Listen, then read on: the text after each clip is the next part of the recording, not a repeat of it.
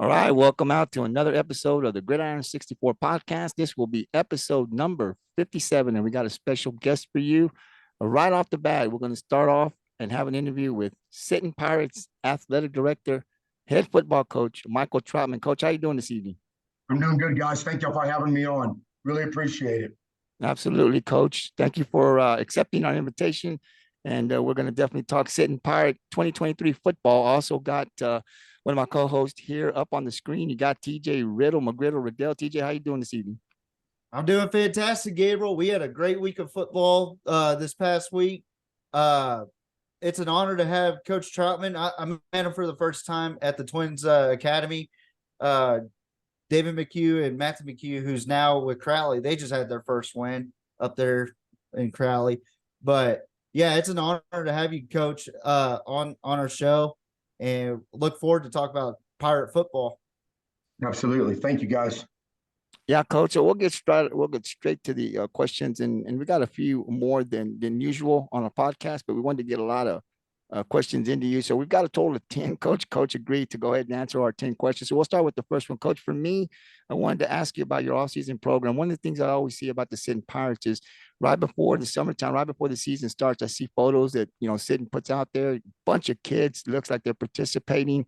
And for me, I think that's where the offseason, that's where it starts for the season. I've heard you say that you win it there. It's not on the field. Obviously, things are going really good in your offseason. I kind of wanted you to talk a little bit about your program. What's it been like the last 2, maybe 3 years there? And what was it like this year? Kids coming in, getting excited. How many kids are participating? And how much of the offseason or what you guys do actually transitions into the season? Well, Gabe, we have you're absolutely right. I believe that you win games in the fall by preparing yourself in the spring during off season. And we have 4 pillars that 4 core values that we hang our heads on here. And these 4 core values are what we stress during the off season. And I believe that these 4 core values is what makes a Sinton Pirate. It what makes a champion. It what makes a man a man. And it applies to our female athletes as well, because I want them to be winners on and off the courts and on the fields. It's preached from our middle school to our high school. And these are the 4 core values. And the 4 core values, Gabe and TJ, is the first one is to have integrity. I believe in all choices that you make, you have to be able to have integrity with your choices.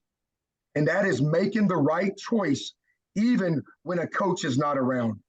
And that can be a simple thing as when you go into the weight room. And if you're supposed to do 10 reps, you hold yourself accountable and you have the integrity to do 10 reps, not 9, not 8. Because when you do that and you cut yourself short, it becomes easier to cheat the system. And then all of a sudden you develop a habit, a bad habit. And habits are who we are. But if you hold yourself accountable and you have integrity with all choices that you make, then you're creating a habit of having a championship mindset. So that's one thing that we focus in the off season is holding each other accountable, holding oneself accountable. Simple things as doing the correct amount of reps per set in the weight room. You have integrity when you're out on the field. You have integrity when you're in the weight room. You have integrity by the choices you make inside of that classroom. You have integrity by the choices you make in that community. So that is constantly stressed for these kids during the off season.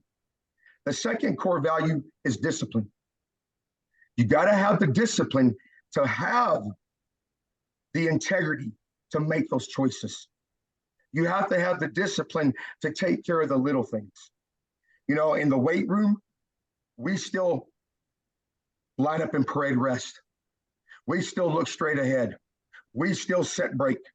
We have a sense of urgency with every movement that we do from weight station to weight station. Today we lifted, we got a hardcore lift today, and it was done on whistle command to where it was discipline. You have to have the discipline to take care of the little things. You have to have the discipline to take care of your grades, even when you're in season. When you go home, are you going to sit at that computer and play games? Or are you going to have the discipline to open up the books and to study because you want to make good grades? Because that is the expectation. Right.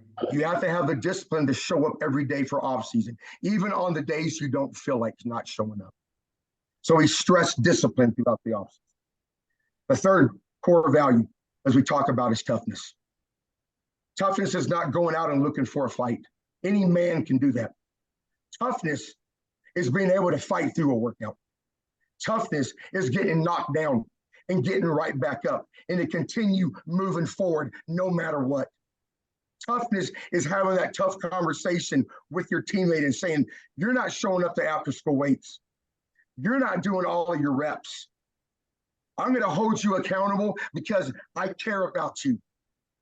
Because a lot of people will cower down from that. That's toughness. Toughness going out in the community and when you're around some people and they're making bad decisions and they have nothing to lose. Are you going to have the integrity and the discipline and the toughness to say, no, I'm not going to make that decision because I have something to lose? That's toughness. And we talk about toughness being mentally and physically tough. We are going to push these kids to the limit during off season. We have a saying, and our saying is that man's greatest moment is when he goes past his breaking point and he succeeds.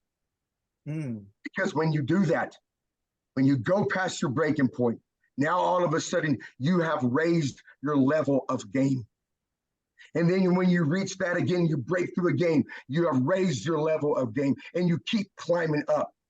If you don't ever have the heart, if you ever don't have the determination and the will to take your body past that breaking point, you'll never know what type of potential you have.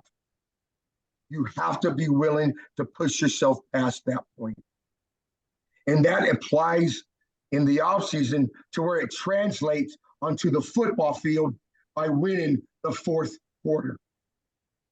Absolutely. By getting knocked down and fighting back and crawling and fighting for every inch on that football field. And then the fourth core value is unity. It is selflessness before selfishness. It is team before me. It is about us. It is about holding myself accountable because I care about my teammate next to me. It is about holding them accountable because we are unified. We are one heart. We are one Pirate Nation. We are one Sinton Pirate team. Individual accolades do not come without team success. It is not about me, me, me. It is about us. It is about representing the never-ending S. And that thing never ends. So it's a continuous. It's about all of us and not having that selfish attitude. It's what I can do for my brother next to me. That is unity. And we stress that during the off season. And the kids are being constantly taught. That's constantly being talked about with the kids. We live in the weight room, Gabe. The weight room is where confidence is built. That is where strength is built. That is where attitude is built. That is where fierce wanting something is built. That is where goals are reached and achieved. And if they're not achieved, you have to set your mind to achieve that goal. Because weights is the most definite thing that we have. You cannot get stronger and not reach your goals without attendance in the weight room and without lifting the weights in the weight room. It doesn't happen automatically. You have to be willing to put in the effort, to put in the work, and to put in the will in order to reach your goals in that weight room. And we compete during the off season. We have our top 10. Kids are always trying to get on that board. That's the top 10. In bench, in squat, in 40s, in 20s. We're testing in hang cleans now, in vertical jump, in pro agility. It is a competition atmosphere. And it's pushing themselves when we do circuits, pushing your body past that limit. That's what off season is about. You win it in the spring so it can translate into the fall. Absolutely, coach. I've been a part of teams. Not gonna say any names. I have been a part of teams where they don't hold themselves accountable, you know, and there have been times where I've had to point the stars out because they're the stars, quote unquote, and they're supposed to be the team leaders, and they weren't leaders. Um, but yeah, like you said, accountability matters. Uh, integrity matters. The core values that you just said were spot on, spot on. You know, and I've been a part of teams that didn't have all four. As a matter of fact, there was one team that we went 4-6. It lost all of our district games. Why? Because we didn't have any of those core values. So And, yeah, I think one thing we talk about is that you can't be result driven. yeah, You have to be process driven. And I believe that when you focus on those core values and you go through the process to get the results that you want, that's where success, that's where learning takes place. That's where achieving goals takes place. And that process starts from that last game that you finish in the fall or in the winter, all the way up to when you start fall ball. That's when, but you're still going through a different sort of process. That's preparation for Friday nights. This is all part of the process. And if you're not getting the results that you want, you have to be willing to look yourself in the mirror and say, what do I need to do to reach those results? Because if you're not willing to look yourself in the mirror, then you're giving yourself a false sense of hope. And you have to have a reality check. And that includes coaches as well. That includes me. I look at myself in the mirror all the time. What can I do to be better, to benefit these kids, to give them the opportunity to be better themselves? right. And you have to be willing to do that and fix whatever you need to fix through that process to get to the results that you desire. And so we break it down into phases, Gabe. We start off with a 4x, and our phase 1 is a 4x1. We're lifting 4 times a week. We're going outside and we're running. We are running. I want to weed out the kids do not want to be there. We have a phase 2. We go to a 3x2 phase. We're lifting 3 times a week. We're running outside with 2 times a week. Now we're working on agility. Now we're working on speed and agility, quickness. Then we go to a phase 3 where it's a 2x3 split. Now we're lifting 2 times a week, and now we're going football 3 times a week.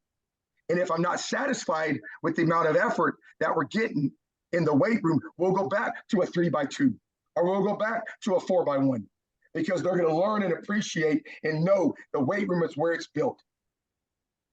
And then it goes into strength and conditioning camp. Strength and conditioning camp is a continuation of the off season.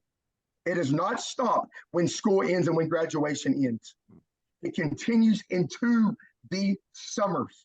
So whatever percentage we leave off in the summer, in the spring, we continue back at it when we start strength and conditioning camp. Now we'll have to make some adjustments because usually we don't start that first week. We give the kids a week break and we'll make our adjustments. But it's a continuation of off season and strength and conditioning. And those kids understand it. It's not just strength and conditioning. It's part of the process. It's part of preparing to be winners come fall. Absolutely. Man, that's great, coach. That's awesome. And I'm glad you're saying it. And I'm like, TJ, I wish I would have had that. I didn't always have that either when I was, I didn't, coach. I didn't. I'm going to be honest with you. I didn't play football. I played basketball, but we didn't have those. If I'm thinking back as you're talking, coach, that's what we lacked. We didn't have those 4 cores, and it ended up and not a great season for us. So, coach, thank you for breaking that down for us. I always look at your off season program. And I said, I'm going to ask him this time because it's got to start there. I've heard you say that before. And then we look at sitting in the season. And I wanted people that are going to, see this interview, get the whole scoop from Sinton. How does Sinton become so good? How do they go to the playoffs every year? How do they just not, every year they lose talent. They lose talent every year. And yet they're competitive every year. Well, I said, I'm going to ask Coach Troutman, how does he do that? And you just gave us the answer. This is how we do it. This is how Sinton becomes competitive every year, and this is how they win district titles. So thank you, Coach, for breaking that down for us. We really appreciate it here on the GI 64. Next question I got for you, Coach, is your assistant coaches. I know that you lost some coaches. I always want to give some exposure to the assistant coaches, because I know as the head coach, you run the program, but you can't be successful if you don't have good assistants. So if you could talk to us about who's on your staff this year and what are their responsibilities. I had to hire 7 new football coaches this year. Woo. I retained 3 coaches. I retained Coach Steven Silva, who I promoted to my new defensive coordinator. My old defensive coordinator went back to the Houston area. And so Coach Silva is, he's a lot like me. We have the old school type of mentality. We believe in discipline. We believe in we're around the same age, and we grew up in the same type of environment. Actually, we played against one another. We were in high school. He played for Mathis High School when I played for Sinton.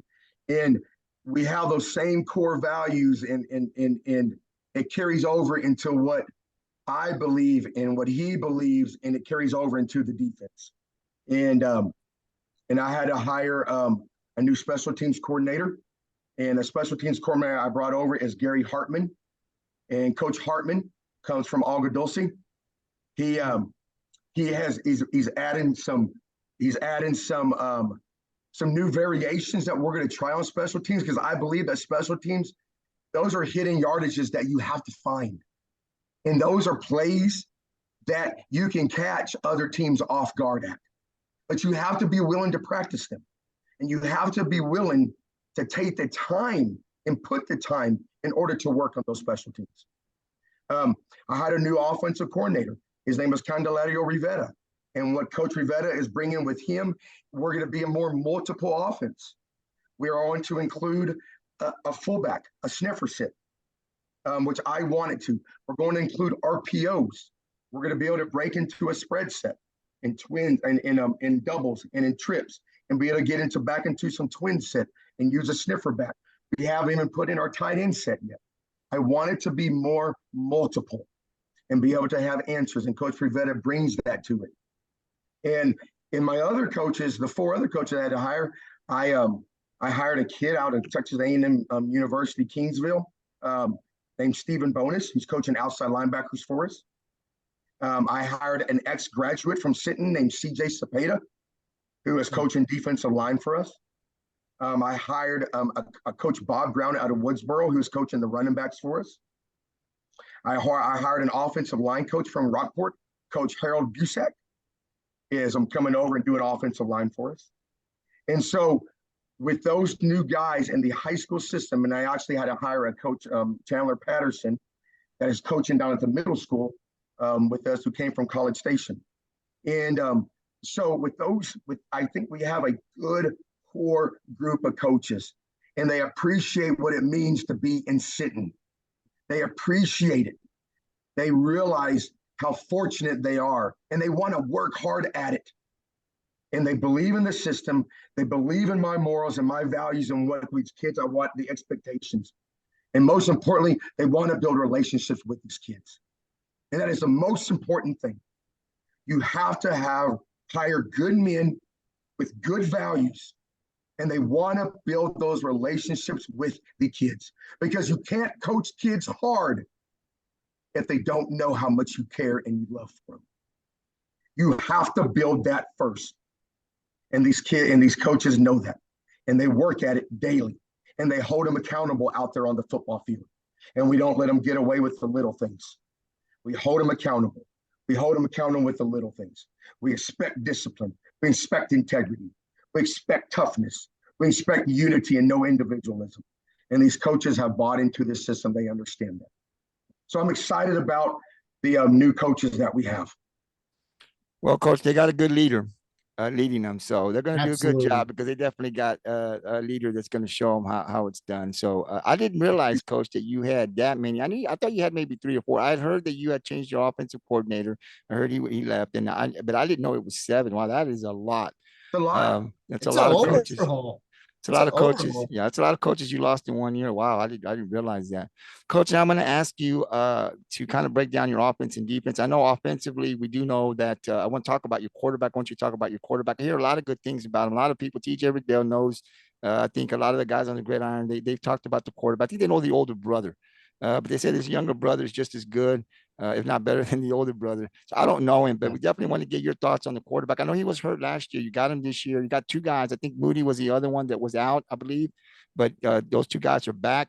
So definitely want you to talk about the quarterback and just talk about the offense. I know you got a running back. We saw what he did against Beeville, the yardage that he got. He got a lot of yardage against that defense of Beeville. And we know you got those weapons. I saw some of that on 7-on-7 when I was out there in Sinton.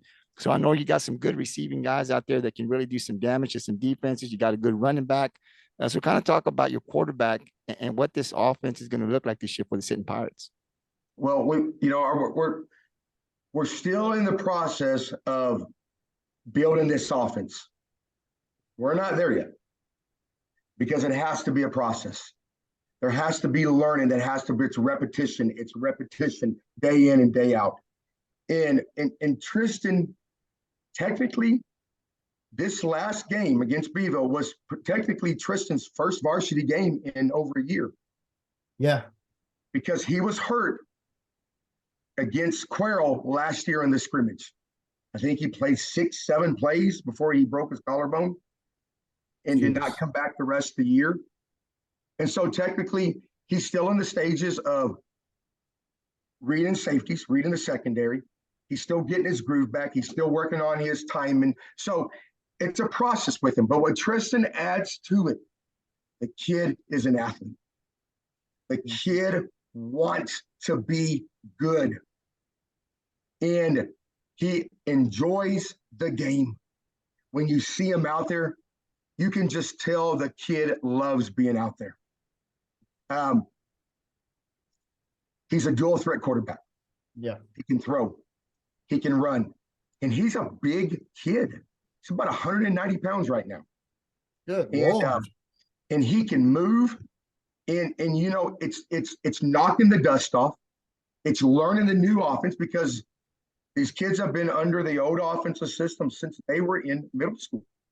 And so it's learning terms. It's learning the new philosophy. And we're running some RPOs and we're running some quarterback read stuff. And, you know, and it's getting into the group and we're getting better every day. And that's all you can ask of the team is not to take steps back, but to move forward every day. And that's what these kids are doing. That's what Tristan, and Tristan is learning it. And what he adds to this is he adds that athletic ability at a quarterback position. And, you know, he's going to be very successful back there. Once he starts getting more comfortable. And that's going to take time. That's going to take practice. And that's going to take more repetition and more reps and more reps and more reps. And, you know, and like I said, we can go from doubles, the trips, the twins. And guys, we haven't even touched the surface of what we're going to do when we add our tight end set yet. Oh, yeah. That's going to be interesting. We have a big tight end with Kobe Heseltine that we can put at attached tight end there. So there's a lot more we're getting into. But at the same time, I want to get good at what we do before we add more stuff to their plate. Right. Because there's no point in adding stuff to their plate if we're not getting good at anything. Mm-hmm. And so I want to get good. I want to establish a base system. I want something that we're going to hang our head on. And then we can start to add and start to build and start to build. And it's coming along. You saw glimpses of it in the scrimmages. You saw glimpses of it in the Beeville game. We just have to put it together. Yeah. Put it together in 4 quarters of football. And Tristan is going to be the guy in that backfield that's going to be able to do both with the passing game and with the running game.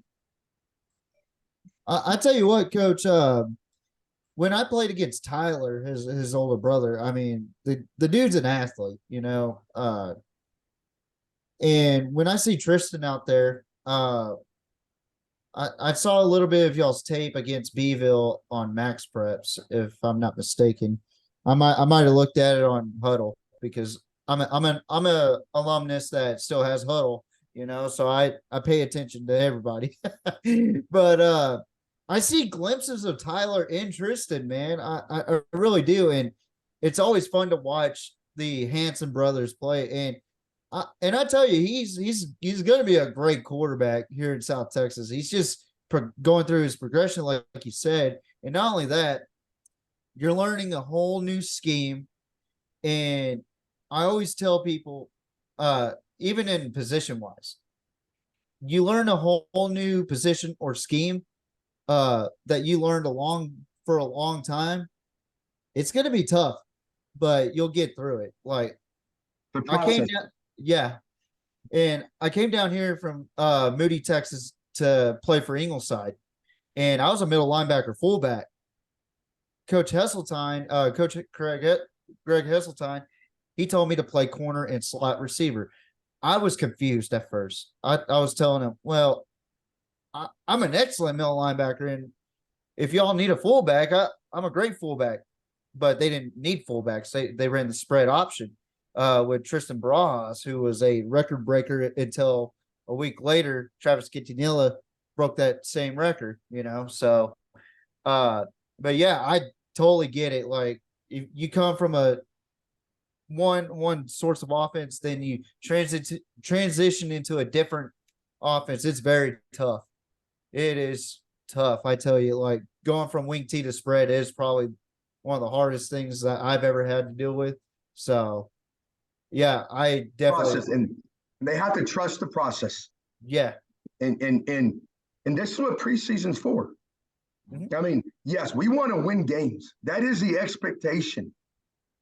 But I tell you what, if state championships and playoffs runs were determined by your record in the preseason, then there'd be a lot of teams that were making those runs. Exactly. That's one of the things I said. Like maybe we just need to take away preseason and just go straight. No, you gotta have them because that's where you learn. That's where you develop. Yeah. That's where you learn. That's where you're figuring things out. And every year, every team is different.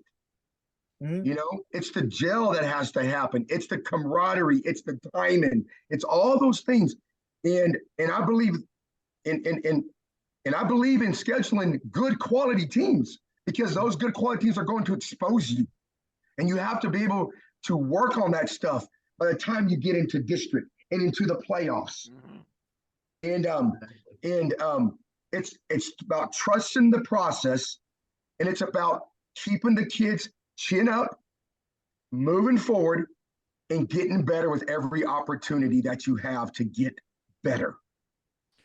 Coach, I would ask you on your quarterback, what's his classification? Is he a junior, senior? He's a junior this year. Wow. So you got him. He'll learn some and he'll bring back next year. Wow, this is going to be a great for Sinton Pirates to have him come back another year. Hopefully he stays healthy and to have him learn this and then come back next year. He'll definitely be stronger next year than he is this year. So very interesting to see what this kid can do. I hear some good things out about him. People that know the family say he's real talented. So definitely looking forward to it.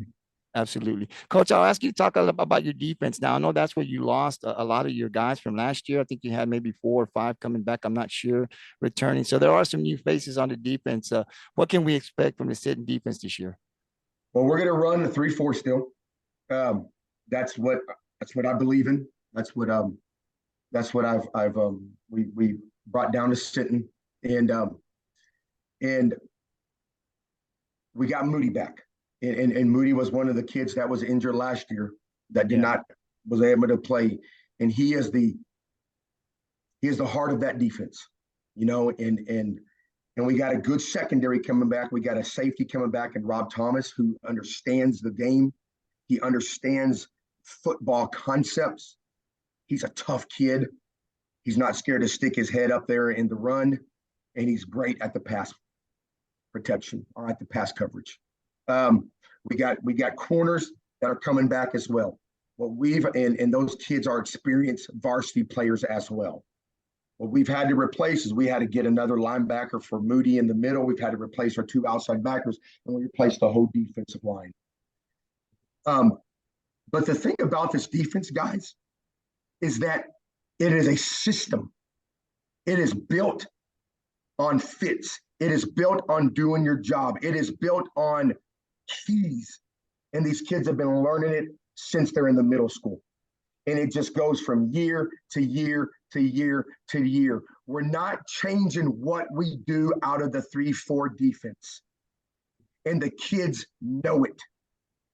It's about keys. It's about run fits. It's about secondary coverages where they're communicating and making calls. And when you have this, you're running this. When you have this, you're running this. It's formation based with the adjustments. And what Coach Silva has brought into it, where we've thrown some more coverages in that will help us, that we saw hurt us last year because we didn't have certain answers for it. And now we have answers for it in the secondary. And guys, I am a defensive guy, and we're going to be great in defense. We're going to run to the ball. We're going to get there with an attitude, and we're going to get there pissed off, and we're going to make plays on defense. And that's the heart of what we do. And we're going to be an explosive offense. But you can't be an explosive offense if you don't have a defense out there that's going to stop the run, stop the bleeding, and give the offense an opportunity out on the field. And defense is about attitude. It's about attitude. It's about toughness. It's about that animal instinct. It's about running to the ball. It's about getting to the ball, causing turnovers with your back up against the wall and fighting back out. And that's what we do. And his kids take pride in playing great defense here in Sinton. I know that's where it starts, Coach. I definitely know that's where it starts with the defense. And in the last couple of years since you've been there, that defense it's been able to hold some good offenses. So, TJ, you want to add something? Yeah, like I've seen it ever since I played at Ingleside. Y'all's defense is just tough and physical and has a certain spunk to them to where they just get to the ball. I mean, I've seen it ever since I've lived down here, man. And you're exactly what you said. They are just it's a process. It is everything about that defense, that 3-4 defense. It is scheme related, and those kids do fly to the ball. Like last season against Ingleside, I thought that was going to be a good game. Defensively was the best defensive schematic game I've seen in quite some time. And like y'all stopped a pretty high powered offense in Ingleside too. So first of all, my kudos to that. You know, I was there doing a live stream for the Gridiron as well in that game in Ingleside, and man, that was just a great effort all around by you guys last season. And I mean, it was a great game for y'all, especially the defensive side. I was just really impressed. I really was. Coach, if I may ask, I know you played with Rob Thomas when you were in high school. Is this his son, or is he related? Yes, this is Rob's son. Okay. Rob Wilder Thomas. Yes. We were talking about, we have the Pirates Co podcast. The guys were telling me, you know, because I know some of the guys there you guys played each other in high school, and they said, "Is that Rob Thomas's son?" And I said, "You know, I got Coach Troutman coming on. I'm definitely going to ask him." I would imagine they're related, so it is his son. Yes, it is. Yes. Well, man, we knew what Rob Thomas got. I watched that kid play in high school. I graduated a year before, but I watched him. So if he's anything like his father, oh my God. He has a lot of similarities in him. He has his daddy in him. Yes. Wow, that's going to be good. Was a heck of an athlete too. So he has it. He has both sides of the genes running through him. Wow, that's awesome. Going to be good. Yes, yeah. We remember Rob Thomas back in the 90s. Coach, I'll ask you to talk about the game. I did watch some of the game on the live stream. It really came down to one last play, week one, and couldn't get the ball in the end zone. But overall, man, your running back broke the 100 yards. He had a lot of yards, a lot of good things that you could possibly say Sinton did going into week one. Didn't get the win, but doesn't take away from a lot of the good things that you did. I'd like to get your thoughts on that game. I know every time the last couple of years you guys have played Beaver, it always come down to the wire. It's been good between these two teams. Your thoughts on week one and how your team performed against Beaver? I have a lot of respect for Coach Sosa, and Coach Sosa coached me in high school as well when I was here in Sinton, and under Gary Davenport. And one thing why I like playing Coach Sosa and Bevo is that they're going to make you better because defensively you're going to have to prepare for the slot team, which we see when we get into the playoffs, facing Navarro, you know, and you're going to have to prepare for the spread because he will spread it out as well. And they're well coached kids. They play hard nosed football. And going into the first game of the season like that, I think it's a worthy opponent on both sides.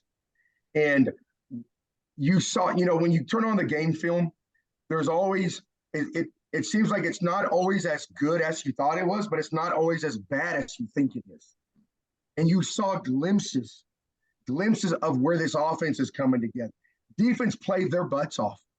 They played hard-nosed football Friday night. But there were still things that we messed up on and we did not execute. And those little things is you learn from them and you get better from those as well. But you saw glimpses of the offense. You saw glimpses to where if we just got to piece it together. Sometimes we were one block away from Derek Garcia taking it to the house. And there were several situations like that. But that just shows you that it takes 11 guys on the field to do their job. Yeah. And if you, especially on offense, if one of you cannot do their job, it can be the difference between a 5, a 10, or a touchdown play. And so the kids saw that. And it exposed some stuff that we need to get better at. So, of course you want to win. And the kids were disappointed. The coaching staff were disappointed. I was disappointed because you want that win for the kids. But you also got to keep things in perspective. And every loss can either define you or it can refine you. And if you choose to let it define you, you're already beat. But if you choose to let it refine you and learn from it, then you're making a positive movement forward to be a better football team. And that's what we took from Beeville. We learned from it. The kids saw it. The kids saw the importance of doing the little things right. And so I felt that we had several opportunities in that game to win it, but we didn't capitalize on it. And so you have to be able to capitalize when those opportunities are presented. And that's why we do preseason. That's why we work to get better every week. And kudos to Coach Sosa and his Beeville Trojans. They got out of here with a win. Well, Coach, I'll say this about Sinton over the last couple of years since you've been there. The team you see in week 1, 2, and 3 is not the team you see in week 8, 9, or 10. It's you guys are like Veterans Memorial, the smaller vets, right? What you see in week 1 and 2, I compare you guys, your programs, because vets is the same way. They lose 1, 2, and you're like, oh, they're out. And then you see them in district, and it's a whole different team in week 8 than they were in week 2. And Sinton's the same way. What you see in week 1, 2, it's not the same team you see playing in week 8 or 9. So definitely kudos to the coaches and the players for learning. And you're right. That's what the non-district preseason is for, is to see what you're exposed at and get better before you get in where it counts in district and in the playoffs. Which brings me now, Coach, to week number 2. You're taking on the Rockport Fulton Pirates at Pirate Stadium, Coach. Your thoughts on the game and what can we expect from the Pirates, Sinton Pirates? It's another opportunity, like you said, Gabe, another opportunity to piece the offense together. It's another opportunity to work on what we do. I tell the kids all the time, it's a faceless opponent. The rivalry between Rockport and Sinton is naturally going to happen. It's always a fight. It's always a good game. Rockport's going to give us everything they have. We're going to give Rockport everything we have. But you can't get caught up in the outside noise. You can't get wrapped up in just the rivalry. It's still about the Sinton Pirates getting better offensively, defensively, special teams wise. You know, I think Coach Bible's going through the same stuff we're going through. You know, installing a new offense and a new defense, and so it's another opportunity to go out there, and we're walking into a hostile environment, playing over in Rockport, because it's always a tough place to play over there. It's a great environment, great Friday night football environment, and it's the kids got to go out. We got to bounce back from what we learned from the Beeville game, and we have to be coachable and apply it now going into the game on Friday. And and Rockport has size. That's one thing that Rockport has. They have some big offensive linemen. They have some strong kids up on that defensive line, you know. And so it's going to be a test to our kids. It's going to be a test. And you either rise to the challenge or you back down from the challenge. But that's where that offseason mindset comes in. You don't back down. You're mentally tough. It's a faceless opponent, and you go out, you execute, and you do your job. I'm looking forward to a good game. Yeah, I think it's going to be a good one, Coach. And if you guys, when you see this, definitely Rockport Fulton, come on out. Sinton Pirate fans, Rockport Fulton Pirate fans, come on out. Pirate Stadium here in Rockport on Friday at 7:30. It'll be a good one. It always is, between the visiting Sinton Pirates take on the Rockport Fulton Pirates. Coach, I'll turn it over to TJ. He's got a few questions for you, and then we'll let you go. Yes, sir. First question I want to ask you sorry about that. My phone was acting up. With the success that you've had compiling a 34-17 record with the Sinton Pirates since you got hired on, that includes last Friday night's game. What are your expectations going forward as far as the season? I know it's first game, or right now is game, the next game going forward. But during the season, what is your expectations going forward? Well, these kids have set a goal, and they want to be district champs. Yeah. You have to have something you want to work for. Yes, you're right, TJ. We take it game by game, week by week. Face this opponent. Let's get better as a Sinton Pirate football team. But you got to set goals, and you got to make achievable goals and realistic goals. And these kids have won district 3 years in a row since 2020. And now 2020 was a split year when we split because of COVID. And we won the, the North Zone. And that South Zone was Port Ivory, Hondo, and Raymondville. And yeah. Somebody. But so it is to win the district championship. And it is to make a deep run in the playoffs. These kids have a goal to get to the fourth round. Since 2019, we have been knocked out of the third round. Last year, we got knocked out of the second round. Yeah. And they want to be the class. They want to be the team to get to that fourth round. For me personally, what drives me every day, and I know this may sound cliche, but it's the honest truth. It is to continue making an impact on these kids so they can be successful in whatever they choose to do. And I have the opportunity to use football as that tool.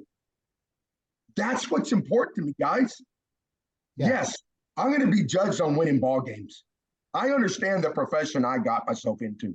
I understand the profession that I chose. This is what I am. I am a football coach. But if I am focused more on winning at all costs, losing my morals and my values, that does not make me worth anything as a man and a coach to these kids. It is about developing accountable, tough, work ethic, time management, responsible young men. And that's what my focus is every day. And I hold them accountable to that. And within that process, I believe that you win ball games because you apply that to practice. You apply that to the classroom. You apply that to life. That's what it's about. That's my expectations every day moving forward. Every day. That's football to me. That's football. And you can apply it to going out and executing and doing your job. And that's what I focus on. That's my expectations every day. Because this community means something. This never ending S means something. These kids mean something. And they're too important just to focus on just the scoreboard. There's more to it, to life and to building young men. But that scoreboard will take care of itself if you're willing to put the work ethic in, if you're willing to earn it, and they know what it means to have that. God, Coach, I wish there were more coaches like you, man. Putting kids first before individual success. I mean, that to me speaks volumes right there.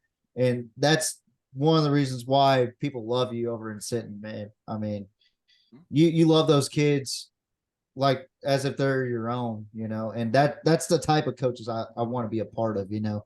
I've had coaches like that, and I had coaches that cared about wins, you know. And to be frank, there were coaches that didn't even help any of us with scholarship opportunities, you know. And we had some athletes, you know, but there were some guys that that never got a chance to get a scholarship opportunity because of individual success. And I just love that about you, Coach, that you care more about your kids than anything, and you treat them as if they're your own. And you have my full respect on that. I appreciate that. And you know, and wins are important, but that's part of the process. That's part of building that, man. That's part of attacking every day to be 1-0 mentality.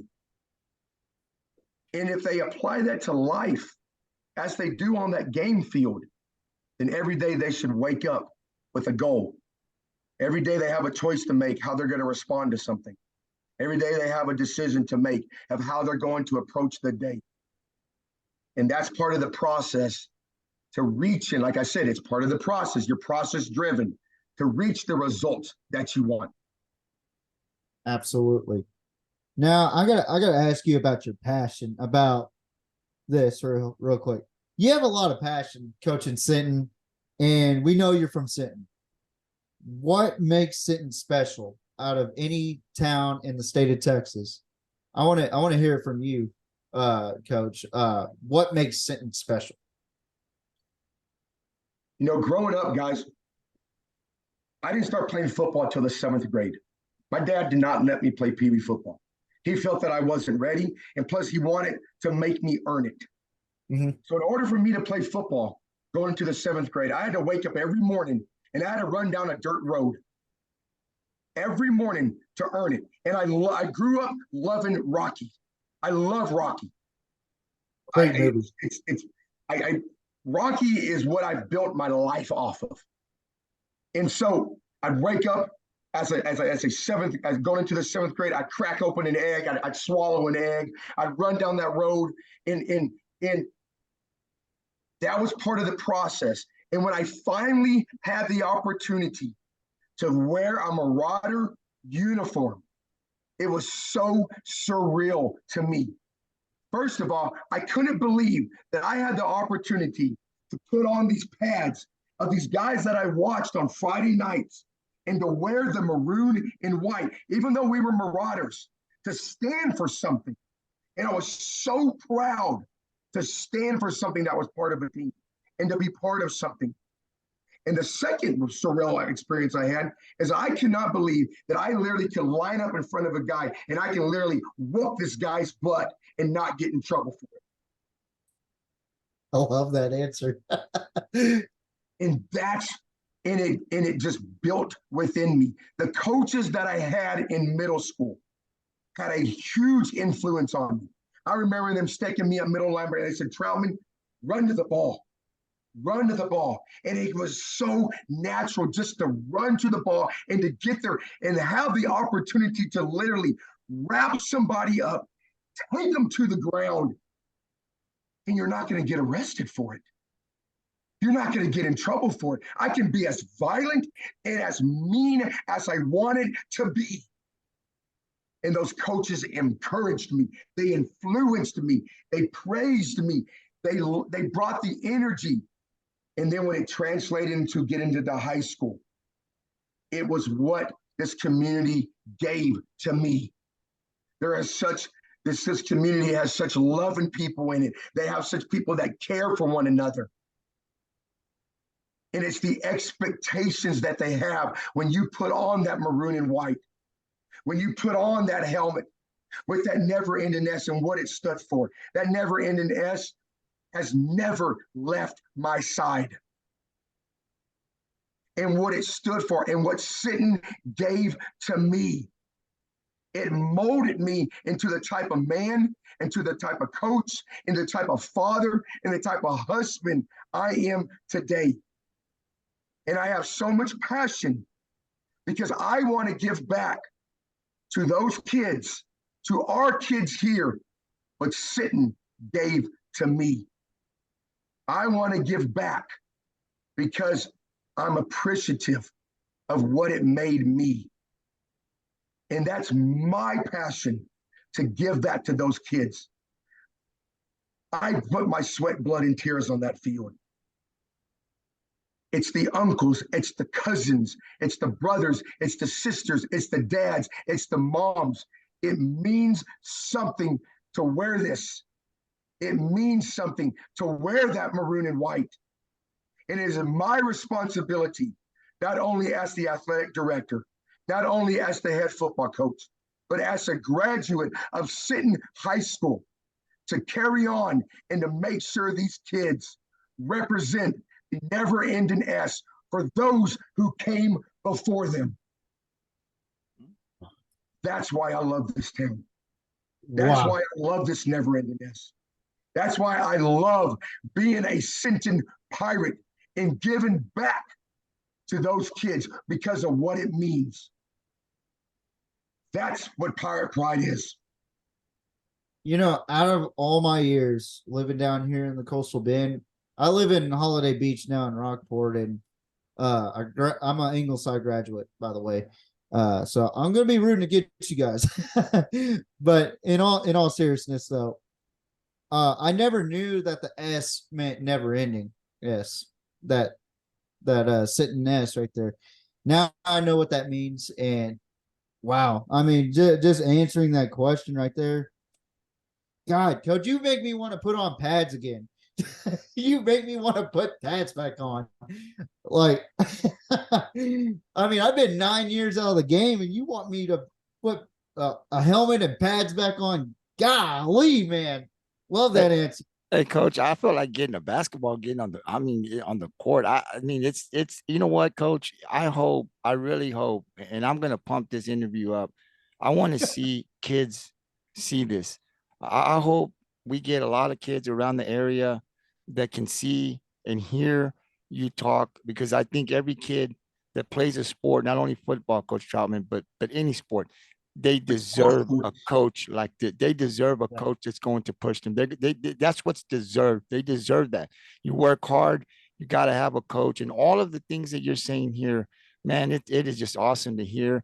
I can hear it in your passion. I knew you were passionate before this interview because I'd interviewed you before, and I've seen, some of the videos that Sinton puts out, and just how when you talk, just the passion you have, the stuff that you've done. I mean, I've seen you put on a football equipment and get out there with the kids. I mean, I've seen it all, right? So I just hope that, I hope the kids can watch this interview and listen, and coaches as well, because this is the type of coach everybody needs. Somebody like this that not only wants to win and put kids in position to win football games, but like you said, it's building them to be men. It's building them to be successful. And it starts when they're young. And I got to say, Coach, before I turn over to TJ for the last question, we don't talk a lot about that, but if I get you back on this year, I definitely want to talk because I think this starts in that peewee, that youth football that Sinton's got over there. I think that's Yes. where it starts. I've seen some of the stuff you guys are doing out there at that youth. The next time I bring you, we're definitely going to talk about what's there because it starts there, getting into the middle school, and then getting into your hands. And it seems like everything is rolling down there in Sinton, Coach. So I just want to thank you. TJ's got one more question, but man, just I want to get a basketball and get out there. I mean, you're pumping me up as well. Gabriel, you're gonna have to get a football before you talk about that. Not a football player, Coach. Put on pads, man. Come on, it ain't gonna hurt you. No, on a serious note. Now to my last question. Since 2020, y'all have won district titles, even though 2020 was shared. Now we're looking at 2021, 2022. Y'all won them outright. Okay, so what will it take for y'all to keep the district title in Sinton and not in Ingleside or Orange Grove or even West Oso and Robstown? With every opportunity that you have to be willing to go out and get better. Yeah. There's a lot of outside noise, especially in the world that these kids live in with social media. There's a lot of distractions. Kids nowadays grow up in a society that wants instant gratification. And they're not willing to go through the process of what it is to get those results. And if they don't get those results without going through the process, then they want to quit, or they want to transfer, or they want to leave to go somewhere else, or they want to just get rid of it. I honestly believe that you still have to teach the values of work ethic every day, to come out and to get better, to come out and have the discipline, to come out with every opportunity to get better, and to understand that there is going to be this along the way. But that's part of the process. That's part of what makes us us. That's part of the mental toughness. That's part of the physical toughness. And so in order to regain that district title, they have to be willing to block out the outside noise. They have to be willing to earn and to put in the work that it takes, because nothing will be given to them. Nothing will be given to them. You have to go out every day with every opportunity. You have to be a student of the game. You have to keep your mind consistent. You can't let yourself go too high, and you cannot allow yourself to get too low. But you have to have a consistent mindset. It's about preparation. It's about using every week to prepare for the big games. All of that stuff is part of the process. It's not just about going out there and playing on Friday nights. All that stuff has to lead up to Friday night. And all that stuff has to lead up through all the season when it gets down to that district championship. Absolutely. It's the preparation. It's the mental focus. It's the weights that we do every day. It's the little things that matter. That is how you earn a district championship. And it's going out and it's executing and being coachable and doing your job. That's how you win district championships. You know, Coach, you said 3 words that I've heard before. Do your job. And that's a Bill Belichick saying right there. He didn't win 6 Super Bowls because he had all these great talents. I mean, he had one of the greatest quarterbacks in history, but that's besides the fact. Do your job is a saying that Bill Belichick said. And I think coaches that implement do your job, the do your job phrase, win a lot of games. And your record speaks for itself, man. I mean, just sitting alone 34-17. I mean, it sounds like do your job is doing a great job over there in Sinton. And I look forward to at least catching 1 or 2 games of Sinton football. I know 364 Sports, they broadcast it, but I would love to broadcast your game every once in a while. So, I mean, I did Refugio and Hitchcock this past week. I got to make a couple of corrections, but that's part of the process. Like you said, you find out what your mistakes are, you make your execution, and you fix those miscues, and you continue on. So I look forward to chatting up with you again, maybe in person, maybe back here on the Gridiron 64 podcast. Absolutely. Coach, you are a phenomenal man and coach. I appreciate that. I have tons of respect for you. This is coming from an Ingleside Mustang now. There might be some Ingleside fans that might hate me for praising a head coach from Sinton, but you have a lot of respect for me or from me. I think that you're going to do well this season, especially with the amount of talent that you have. Jacoby James, Derek Garcia, who just had just a little bit under 200 yards rushing. He would have had more, like you said, but that kid's going to be a threat in the run. They're really good right now, and he's running with an attitude, and he's running. He's doing well. I'm proud of him. Coach, is he what's his classification, Coach? He's a junior as well. Woo! You got a lot of talent coming back. Yeah, Coach. coming back next year with a vengeance, and I wouldn't be surprised if Sinton's number one in district in the next couple seasons, man. I mean, I'm going to tell you something, Coach. I may clip a couple of clips from this interview alone, and I might share it to Coach James Brown, because he shares a lot of your coaching. He may say it in a different phrase because he's from Compton, California. They have zero filter over there, but he loves those kids just like you do. The only difference is he drops F-bombs, and you're you're more PG than that. So let's but thing is, I know real recognizes real, and I can tell you, Coach, you are a real man, and you're an awesome dude, and I hope we get to share some time together. Hopefully at some point, Gabriel, we can have a sit one-to-one interview with Coach Troutman, just like at a certain place, maybe in Sinton, at the Dairy Queen or something. Maybe by the stadium. Yeah, maybe. I know that the guys from the Pirates Cove, they played against Troutman. The Walker boys and Zavala. I know they had their fun when we played Sinton. So we'll see what happens. I definitely want to bring Coach Troutman. I want to bring you back during the district. I want to see how things fare. If it comes back to the district title between Ingleside and Sinton once again, we'll definitely like to have Coach Chrisman and Coach Troutman that week. So we'll definitely reach out to you. But Coach, I think anybody that sees this interview, kid or coaches, are going to have nothing but respect for the things that you value and the love that you have for the kids. There's no one that can see this and say, hey man, that was wrong. This was a great interview. I appreciate you coming on and sharing your passion for Sinton, telling us why the Sinton is special to you. And I know we didn't get it on air recording, but I also want to thank you for sharing your story about your father. I really appreciate that, and I love the story. It's something I'll keep close to me. So thank you very much, Coach, for coming on, and good luck on Friday. I'll give you the final thought here on the Gridiron. Anything you want to add before we let you go? You got to love kids, guys. Bottom line. Yeah. You got to love kids. And we have a phrase here too that we say, we're going to coach them hard. We're going to coach kids hard, but we're going to love them even harder.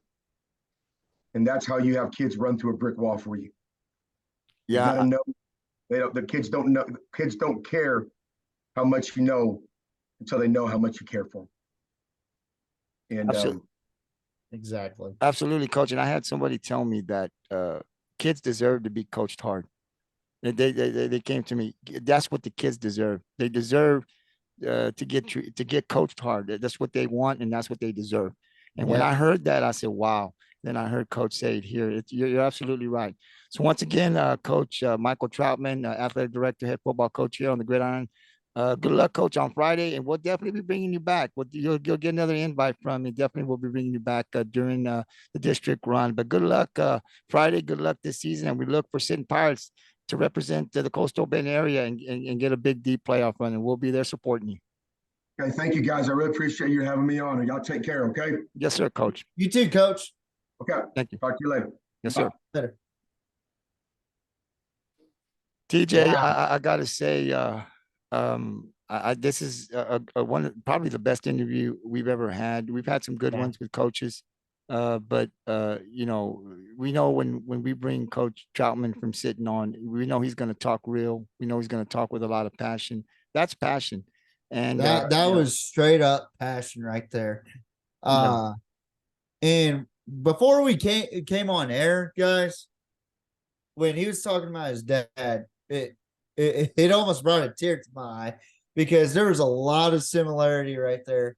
But maybe next time when we have an interview, like I said, if it's a one-on-one sit down somewhere in Sinton, or if we have it here on the Gridiron, maybe he could share that story.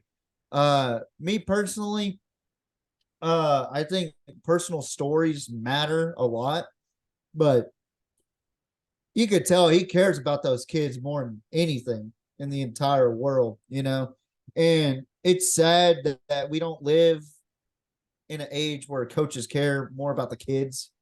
It's more of, what can I do to get my record better? What could I do to, people look at, oh, I transferred this amount of kids or brought in this amount of transfers, and it happens on the college level a lot, and it's sad because you're almost treating those kids like they're livestock, and when people talk about, oh yeah, we graduated this amount, and I get it, it's supposed to be good for your reputation, but what about the kids? And like, talk about the kids. That's why I like Jason Brown a lot, and for those that don't know who I'm talking about, it's Jason Brown right here. You can get this book, Hate Me Now, Love Me Later, on Amazon. You could get a hard copy, you could get a paper copy, or he's even doing an audiobook, which he's not done with it yet. But I got the hard copy because I like reading hard copy books. I don't like listening to audio. I may get the audiobook because listening to Jason Brown's pretty funny at times, and he's realistic with this stuff. But with coaches like Troutman and Jason Brown, they care about the kids. With Chrisman, he cares about the kids, and there's a lot of guys that care about the kids, don't get me wrong, but when there's coaches that care more about the rings than the kids, and like you have trouble at those schools, where realistically we have problems at schools, I'm not going to bring up any situations because that's not my topic, that's not what I talk about here.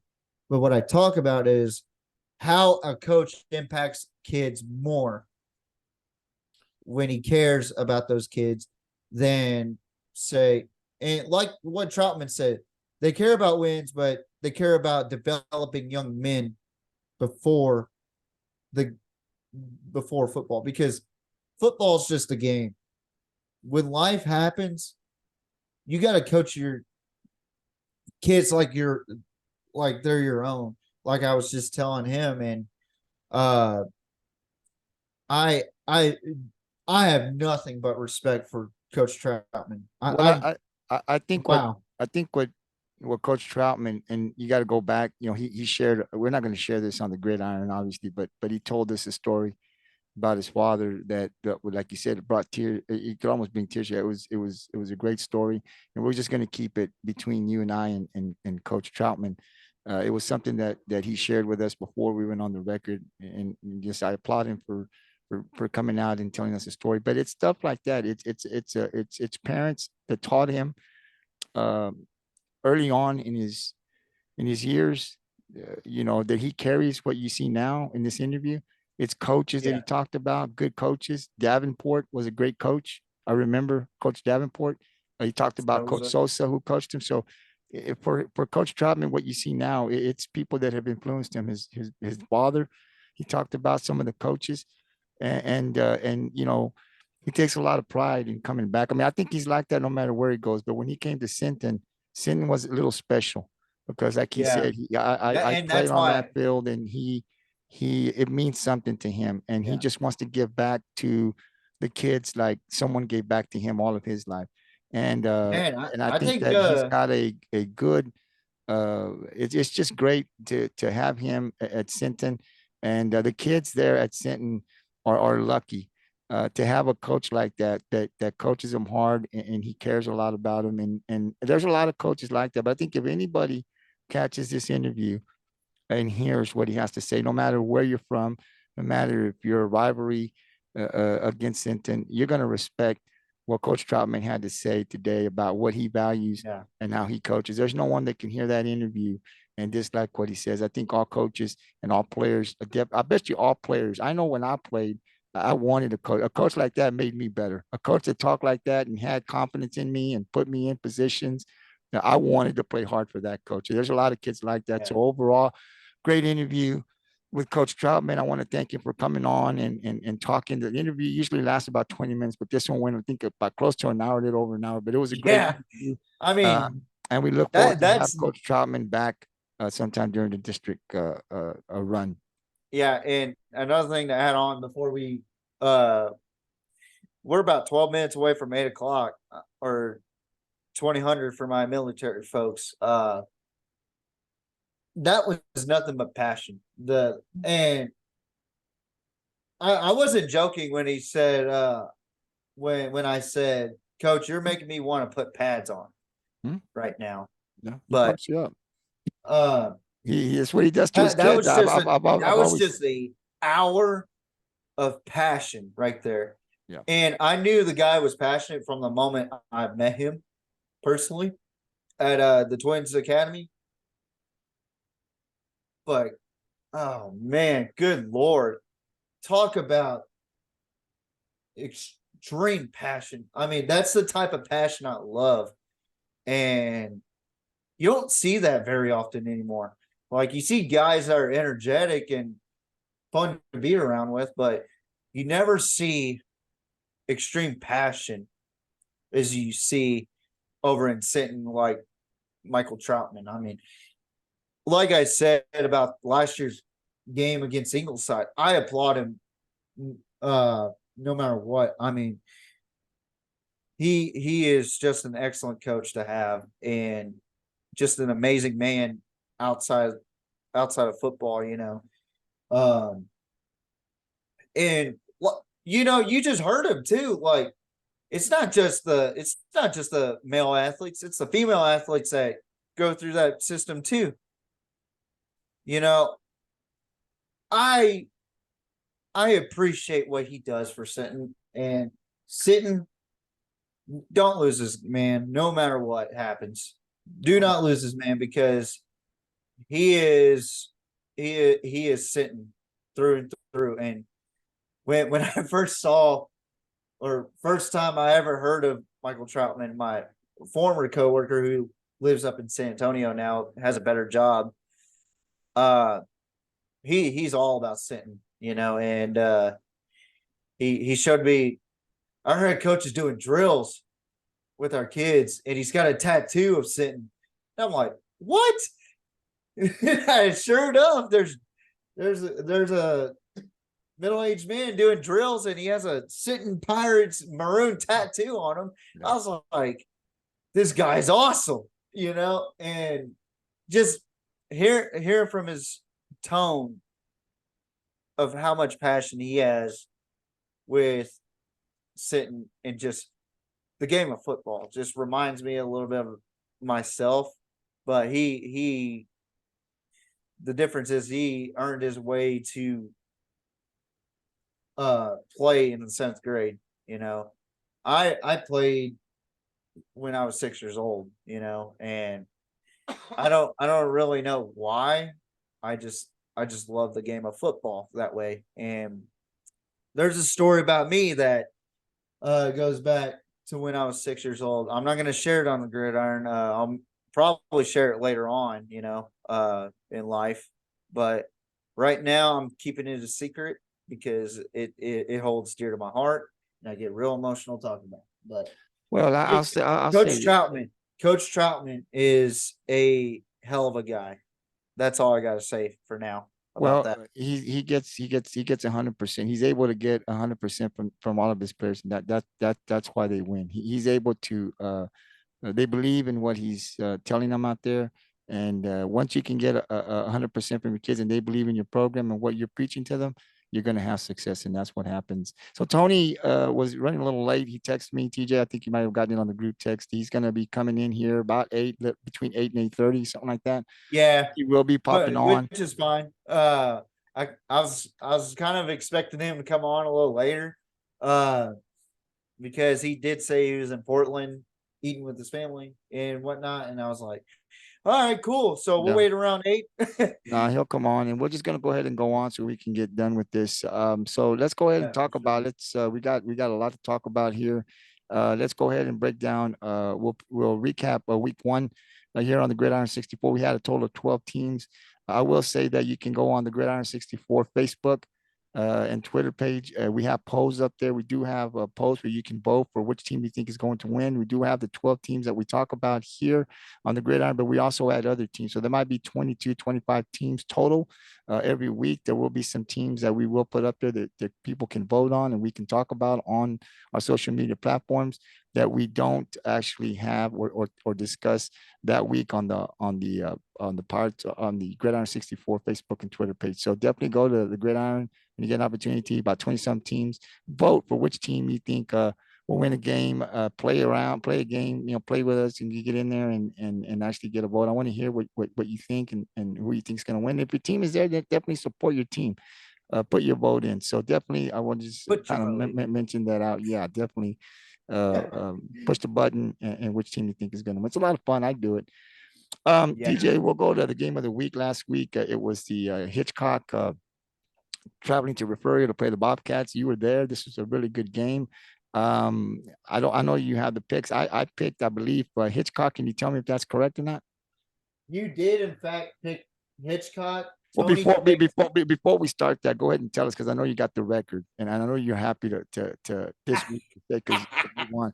But what is the total record for in week 1? We still got a long way to go, but who's leading? What was your record? We're going to start off with the front runner here. Up by 2 games with a 9-3 record.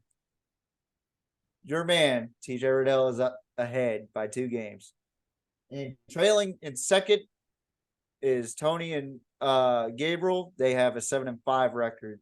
I told y'all I was ready to go, and I told everybody that I was ready to get my picks right, and I gotta tell you, Gabriel, just three games short, and there were games that everybody like the Sinton game I got wrong. I went on a roll for a while. Oh yeah, the Canyon game I got wrong, so I picked against Vets in that game. And then the last game I got wrong was the Robstown game, which we'll cover those 3 shortly. But I gotta tell you, Gabriel, you and Tony gotta step it up, man. Oh, it's just week 1. It's just week 1. I'm not even warming. The car hasn't even started yet. I'm barely putting the seatbelt on, man. Come on now. Dude, I'm already close to Arlington. Well, you know what? Look, Gridiron 64 fans, let's just see if he can sustain that 9-3 record throughout the season. Oh, I'm gonna sustain it all right. Okay, so let's go ahead and talk about Referral and Hitchcock. TJ was out there. He watched the game from beginning to end. He'll let us know who picked who, and then break the game down. So TJ, if you can let us know who we all had, and then just break the game down for us, because I know you were there. All right, just to recap. First of all, rightfully game of the week right there.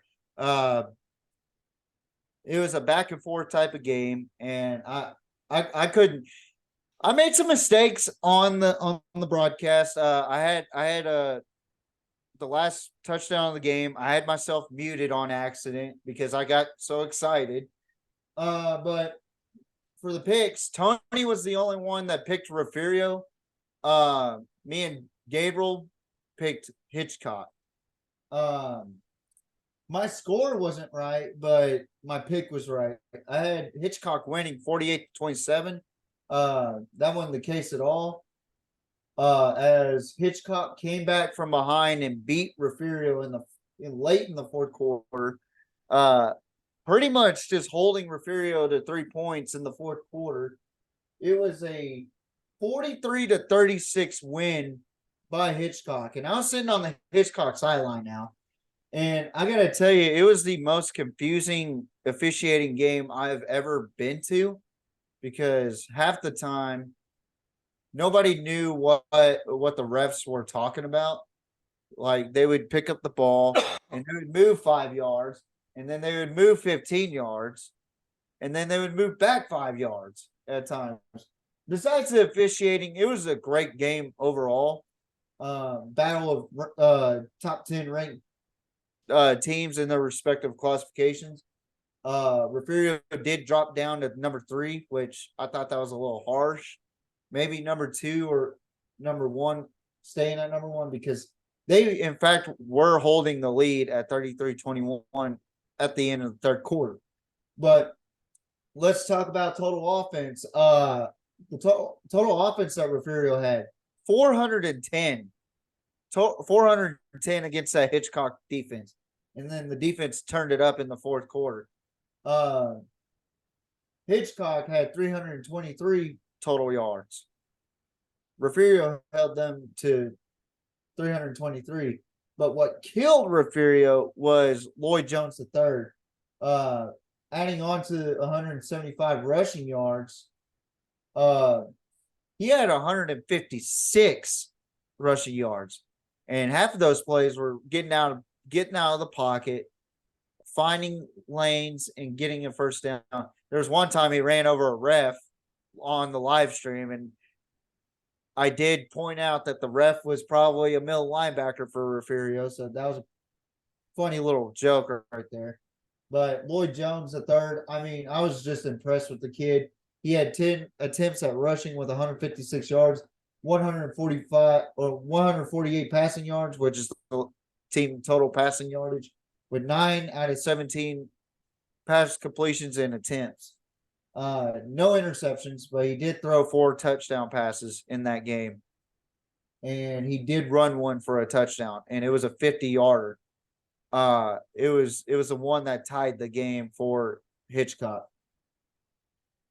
And then Bryce Dorsey, he had 7 attempts, 27 yards, 3 receptions, 3 touchdowns with 76 yards. I mean, the last touchdown of the game, you could see it. He caught pretty much a jailbreak screen right there, and he cut up field, and then he was going to. It was a smart play too.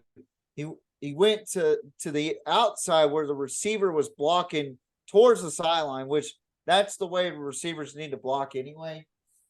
But he scored 3 receiving touchdowns as a running back. Davian McDaniel, very impressive kid. 5 receptions, 42 yards in that game, but he didn't score any touchdowns, surprisingly. The guys that did score, Kelshawn Johnson, who I thought did a really good job against Ernest Campbell. I mean, it was a dogfight between him and Ernest Campbell. Ernest Campbell did win, however, 4 receptions for 103 receiving yards with 1 touchdown against Kelshawn Johnson. And Chase Burton with 1 reception and 19 yards. But he played really good defense as well. But I'll tell you this, for people talking bad about Keelan Brown, he was 11 for 20, had 234 passing yards, He did get sacked in this game one time for a loss of 8 yards. He threw 2 touchdowns and threw 1 interception, which was batted by a defensive lineman, and that same defensive lineman took it for a pick 6. So with the people that were talking bad about Keelan Brown, and we were talking about this, Gable, that's not what I saw. He's not inaccurate. He's actually, in fact, accurate with his passes. It's just they were well defended. There's a difference between inaccuracy and well played defenses. Hitchcock didn't go for the interception. And if they did, it would have been a touchdown by Refugio. They played it safe. They batted the ball down. They did what they were supposed to do. He threw it to the right spot. It was just the defense played well. So I'm sorry, but to those Refugio fans that thought that Keelan Brown was inaccurate, that was an inaccurate statement right there by you guys. But another guy that I think really stole the show for Refugio was Jordan King. He didn't have 100 yards, but he had 16 carries for 86 yards with 2 touchdowns. And I tell you, that kid is big. He plays on the defensive lineman, but he is fast for a guy his size. Ernest Campbell, what more do I need to say? He's a fast kid. First play that Refugio had, Keelan Brown threw it to him, about a 50-yard screen for a touchdown. And then Kai Whitmire, 3 receptions, 80 yards, had 4 rushing attempts with 9 receiving or rushing yards, 1 touchdown. Isaiah Avery, 3 receptions, 48 yards, and 5 rushing attempts with 28 yards. And 3 punts for 80 yards. The last punt, though, kind of didn't do any favors for Refugio, though. Defensive stats, forced fumbles by Refugio, 2, recovered 1. But Hitchcock's defense got that pick 6, so that was well done by Hitchcock. First downs, Refugio beat Hitchcock by 5, 18-13. Penalties is where Refugio got in trouble in the second half. 12 total penalties with 94 penalty yards. And then Hitchcock had 8 penalties with 66 yards. Believe it or not, Hitchcock fans, Refugio had more penalties. So, I mean, it was just an awesome atmosphere to be in. The Refugio crowd was there. The Hitchcock crowd was there. I was very surprised with the amount of Hitchcock fans were there. It goes to show that Hitchcock arrives everywhere. It doesn't matter if it's a 3-hour drive or not. They're going to be there. But Lloyd Jones III, to me, was the offensive player of the game for them. And defensively, Gatlin Smith, number 23 for Hitchcock. He had about 3 or 4 tackles in that game. And then on the offense, I'm going to have to give it to Jordan King. I mean, the kid could run the ball. And I just think that he's a phenomenal player. Defensively for Refugio, I'm going to have to give it to Isaiah Avery. He played defense really well. Nobody really caught a ball against him, and I was very impressed with Refugio in this game, despite them losing momentum. That's what happens in a game where Refugio started fast. Okay, they were up 12-0. Then Hitchcock came back, was up 14-12. Then Refugio came back with a vengeance. Went into the half 26-14. Then Hitchcock scored again, making it 21-26. And then Refugio scored to make it 33-21 going into the 4th. And that's when the momentum shifted. I don't know what else to tell y'all. Refugio lost the momentum. It happens to the best of us, guys. I just think that Refugio going down from 1 to 3 was a little bit harsh. In the state rankings, I think they were they still had credibility to be at least a number 2 team in the state for 2A Division 1. But we all know who's number 1. It's Timpson right now. So, but yeah, Lloyd Jones III and Keelan Brown had a good matchup, and I was very, very intrigued in that game. Well, this is what I'll say about Refugio. It's too early to tell. They lost last year to Hitchcock pretty bad. The game, I think, if you're a Refugio fan, you expect to win. This is a fan base out there that expects to win a state championship every year.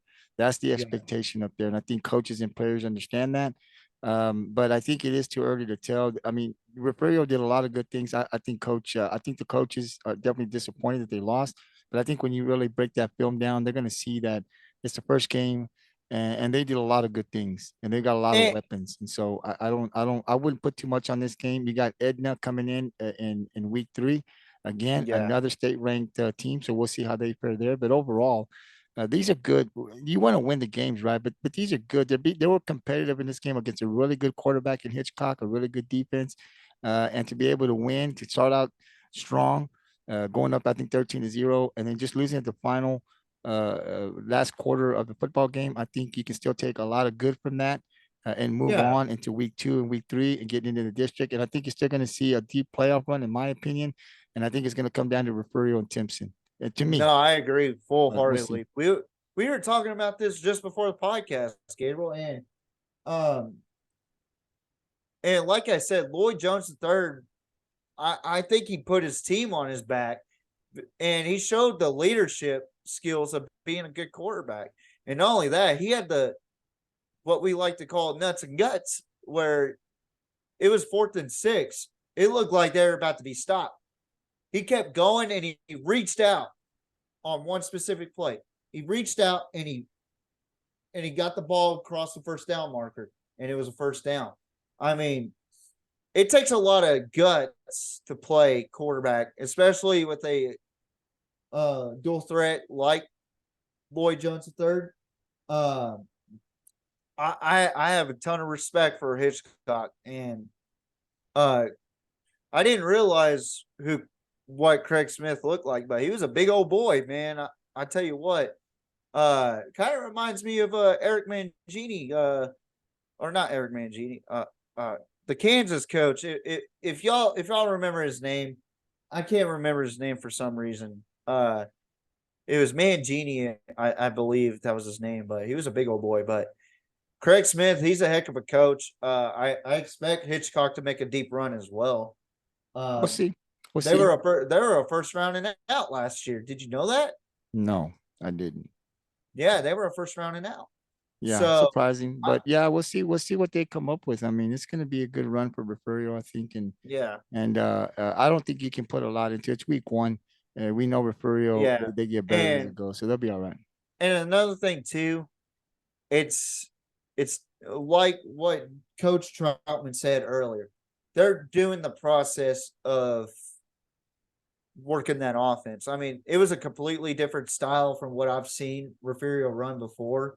Gotta remember, Cameron Cox isn't the offensive coordinator over there anymore. So you have to take that into account that they are learning this system. And Keelan Brown is a very good quarterback, folks. So trust the process, and please, for the love of good Lord Almighty, let Herring do his thing, because I can tell you right now, this offense has improved against a team like Hitchcock, and it's not going to be pretty for the rest of the schedule. For the opponents, I think this offense. I mean, compiling a 410 total yards, that's a moral win, especially with that offense. We'll see. We'll see. Yeah. We'll see. They got Edna coming in week 3, so that'll tell us a lot in how they play. That's going to be another game of the week team, for sure. We'll see how that goes. Yeah. Let's move on to week number the second game. We've got a lot. I'm sorry. we got a lot to talk about here to recap and break down. So game two Yeah. of week one, you had the Beeville Trojans traveling to Sinton to take on the Sinton Pirates. We had Coach Troutman here. He's already kind of broke down and given his thoughts.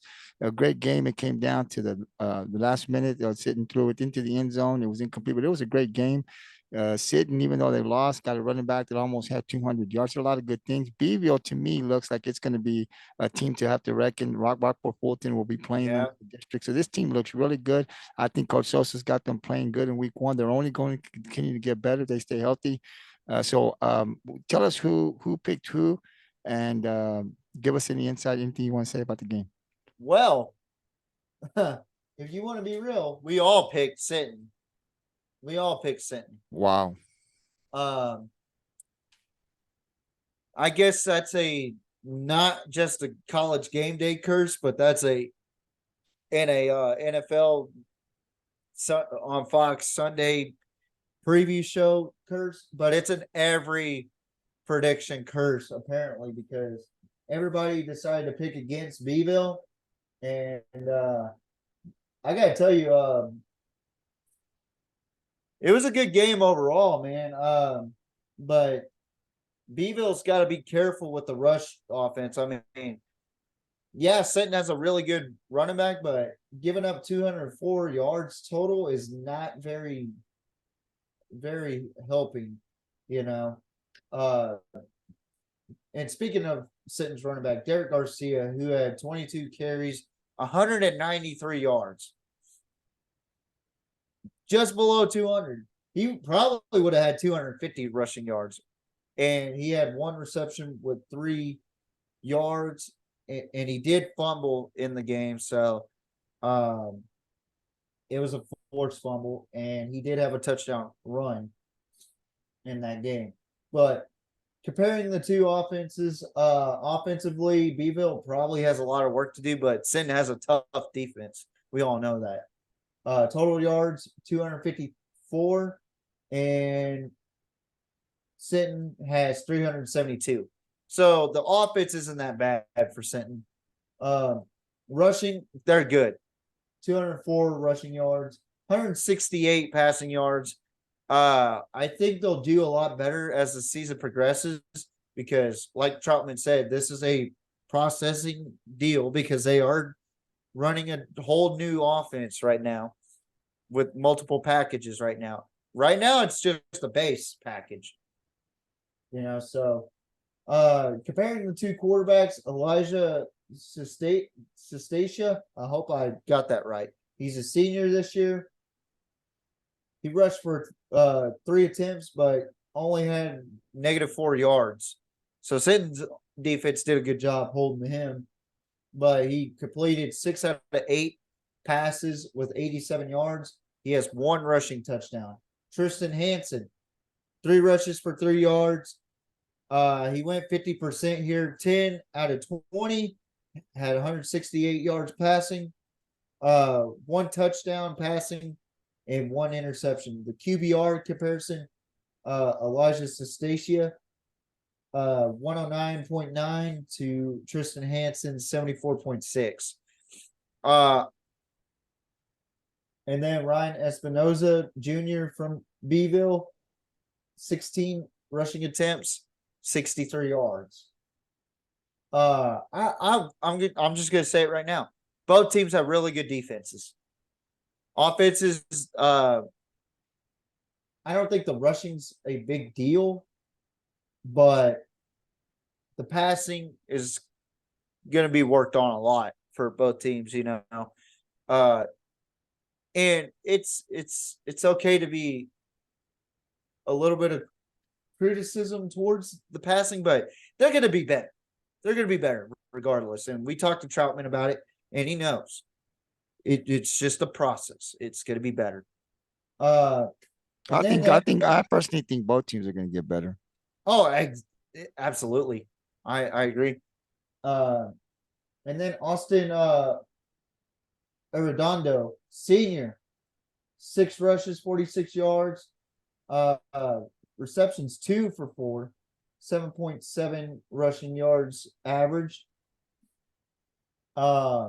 Jacoby James Jr., wide receiver number 1, 6 receptions, 117 receiving yards, but no touchdown. Averaged almost 20 yards a catch. He's a receiver that they got out there. It's going to be really tough to handle. Yeah. And then Rob Thomas, senior this year. 2 receptions, 27 yards, and 1 touchdown for him. I'm not sure if it's the right stat because I went on Max Preps to look at this. And also I went on Victoria Advocate as well because they cover Beeville apparently. And that's what I got from them. Rizaiah Rodriguez from Sinton. He's also a receiver. He had 1 rush, 8 yards, 1 reception, 21 yards. And then we go over to the Beeville wide receivers. Sophomore Davian Perez, 2 rushes, 15 yards, 2 receptions, 55 yards. Mm-hmm. And then Darian Perez, 4 rushes, 10 yards, reception, 1 reception, 25 yards. So they have the ability to throw the ball. It's just, I don't think they want to expose the pass too much right now. I think they wanted to see how well they can run the ball against Sinton. And they ran 167 yards to Sinton's 204.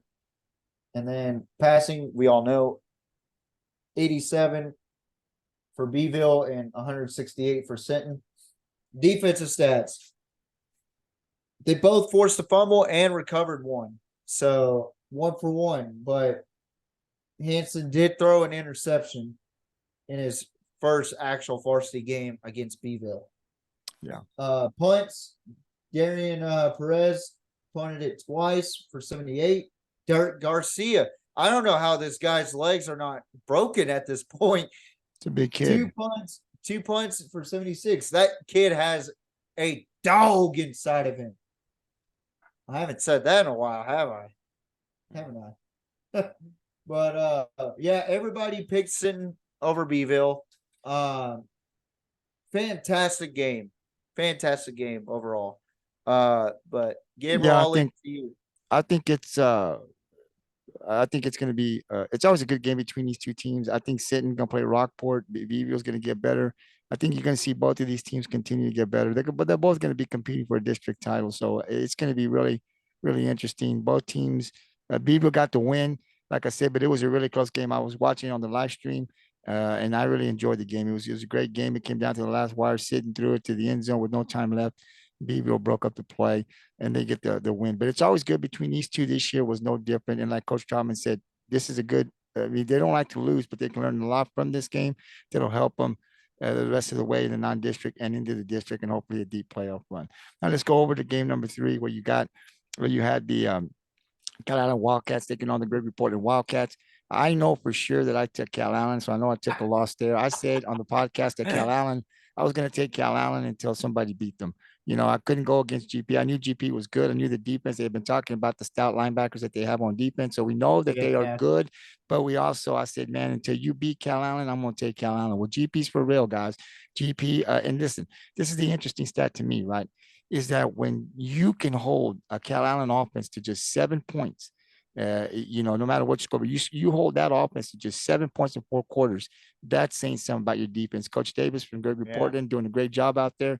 They've got a team. They've got a defense. It's going to be really good. They shut them out in the second half, Gabriel. But first of all, I want to give this some attention too. We all know Colton Harrison is right. But his younger brother played in that game. Ryder Harrison. He had a pretty good game. 3 receptions, 49 yards. Number 23, he's a sophomore. He had to be rushed to the hospital during that game. As we all know, he punctured a lung, and he's still dealing with that punctured lung. There's air still bleeding out. Unfortunately, he's still bed rested. From the Gridiron 64, we want to keep our prayers out to Ryder and the Harrison family, and also the GP Wildcat family. I mean, it's a very unfortunate thing to happen week 1. I mean, especially when you're a sophomore starting your first game, And then for something that drastic to happen to you, it sucks. I've never been injured, knock on wood, like that. I've only had a hip flexor tear, but I couldn't even imagine going into week 1, puncturing my lung and being bed rested right now, like we're on Wednesday and he's still in bed rest where his brothers are missing him, especially his older brother Colton, but I tell you what, going back to bringing up some positive notes on this game. GP shut them out in the second half for sure.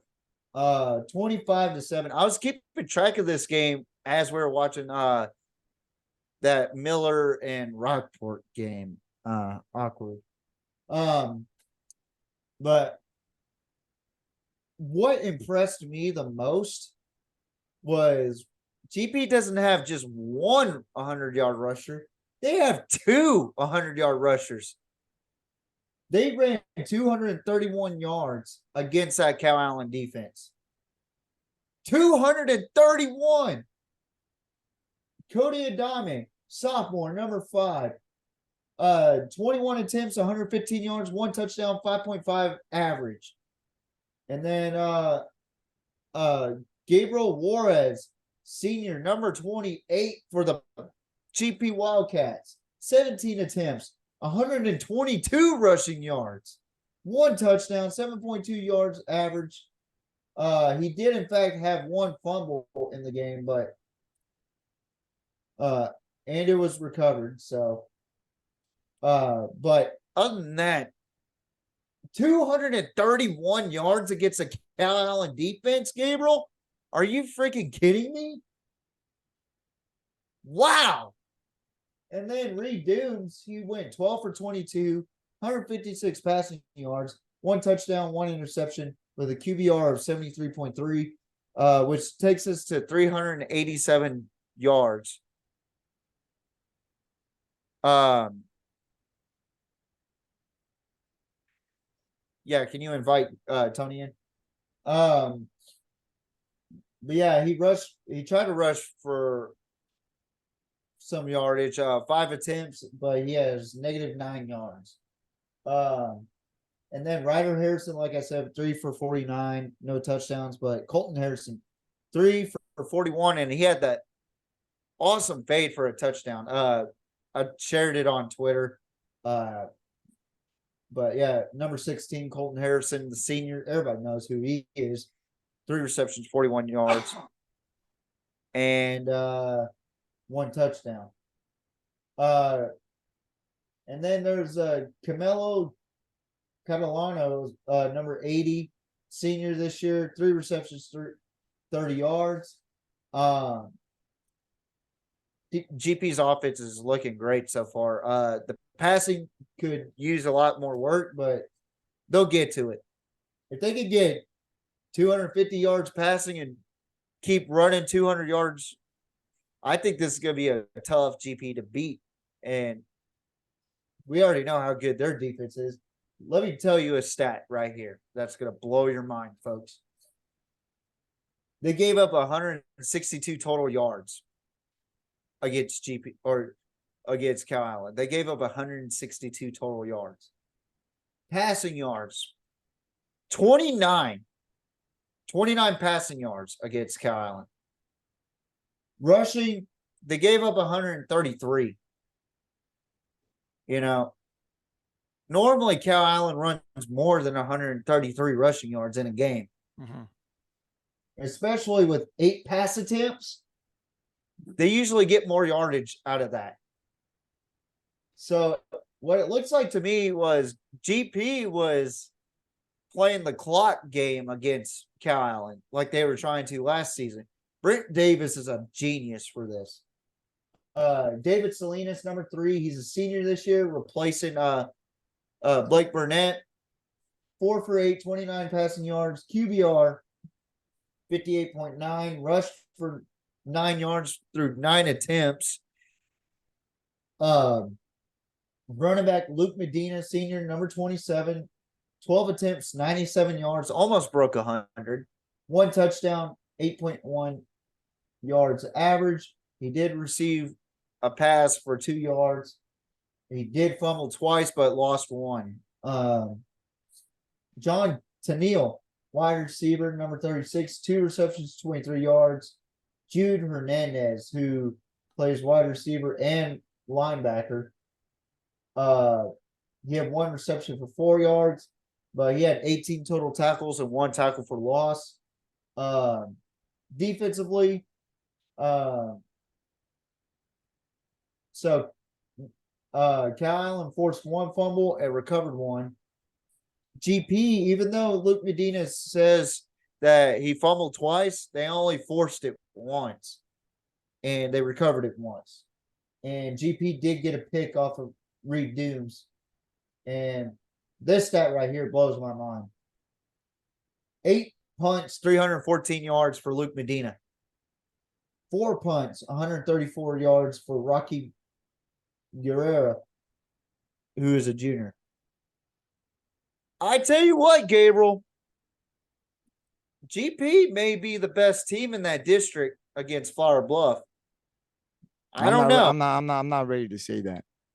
I'm not ready to say that because I'm not ready to say that either, but we might have to start looking into that a little bit more. Yeah, Flower Bluff had an impressive win over Bernie, so it's going to be another tough game between these two.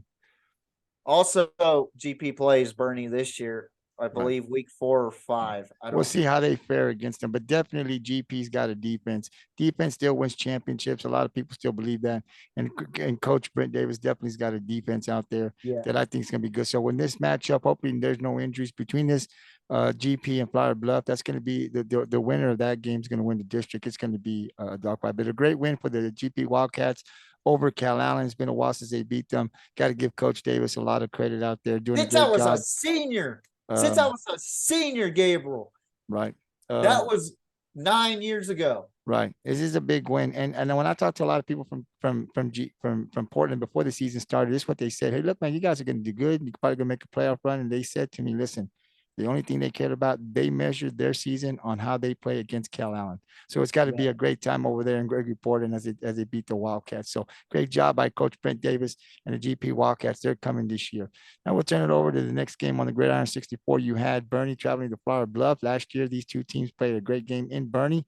It was close. This one was in Flower Bluff. An impressive win for the Hornets as they take the win over Bernie, 42-35. Not really surprised.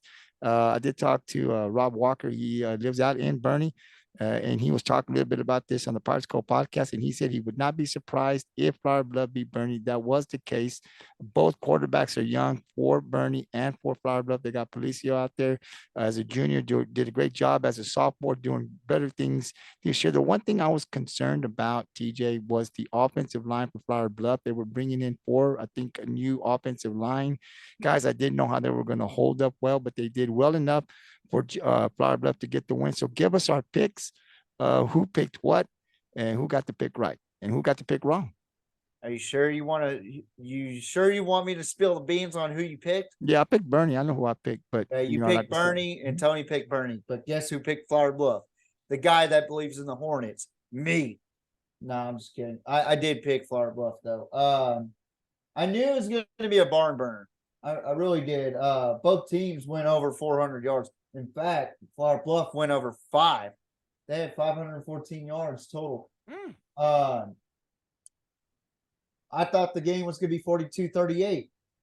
That was my prediction. I was a couple points off for Bernie, and I tell you what, rush offense for Bernie, 190 yards. And that was all due to TJ DeMint, number 4, senior, 23 rushes, 176 yards, 3 touchdowns. He compiled most of that 190-yard rushing. And then the passing for Bernie was 211 yards, which they compiled 401 total yards. Jackson Bays, 10 for 23, 211 yards passing, 2 touchdowns, 1 interception. He threw a pick against Flower Bluff. QBR was 87.4. Rushing, he had 2 for 3 yards.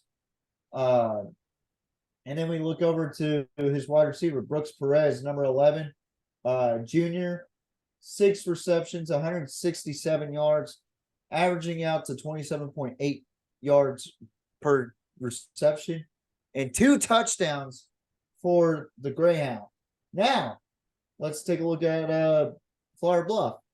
I mean, the rushing wasn't there for Flower Bluff, but when you got a quarterback like Jaden Pelucio, okay, who needs rushing nowadays? And here's why I say that. 94 rushing yards for Flower Bluff. That doesn't sound too good, TJ. They didn't go over 100.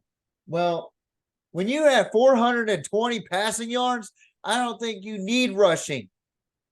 Jaden Pelucio, junior this season, number 4, 26 for 42, 420 yards, 5 touchdowns, 2 interceptions, 115.1 QBR with 3 rushes for 3 attempts. And then you look at Cameron Johnson, junior this season, number 22. He had 12 carries for 41 yards and 1 touchdown, 3 receptions for 9.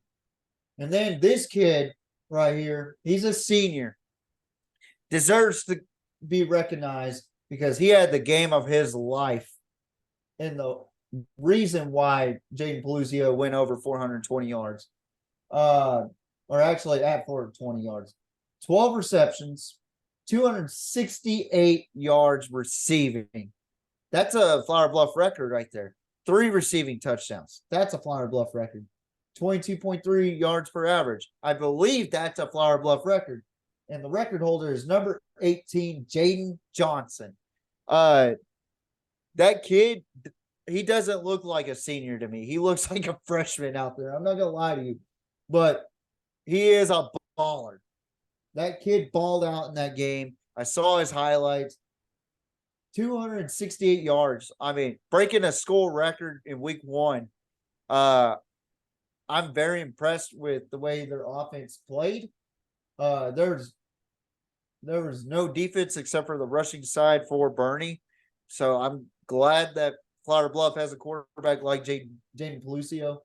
And you could tell they were working his arm. 42 pass attempts with 5 touchdowns. You know, that's impressive right there as a junior.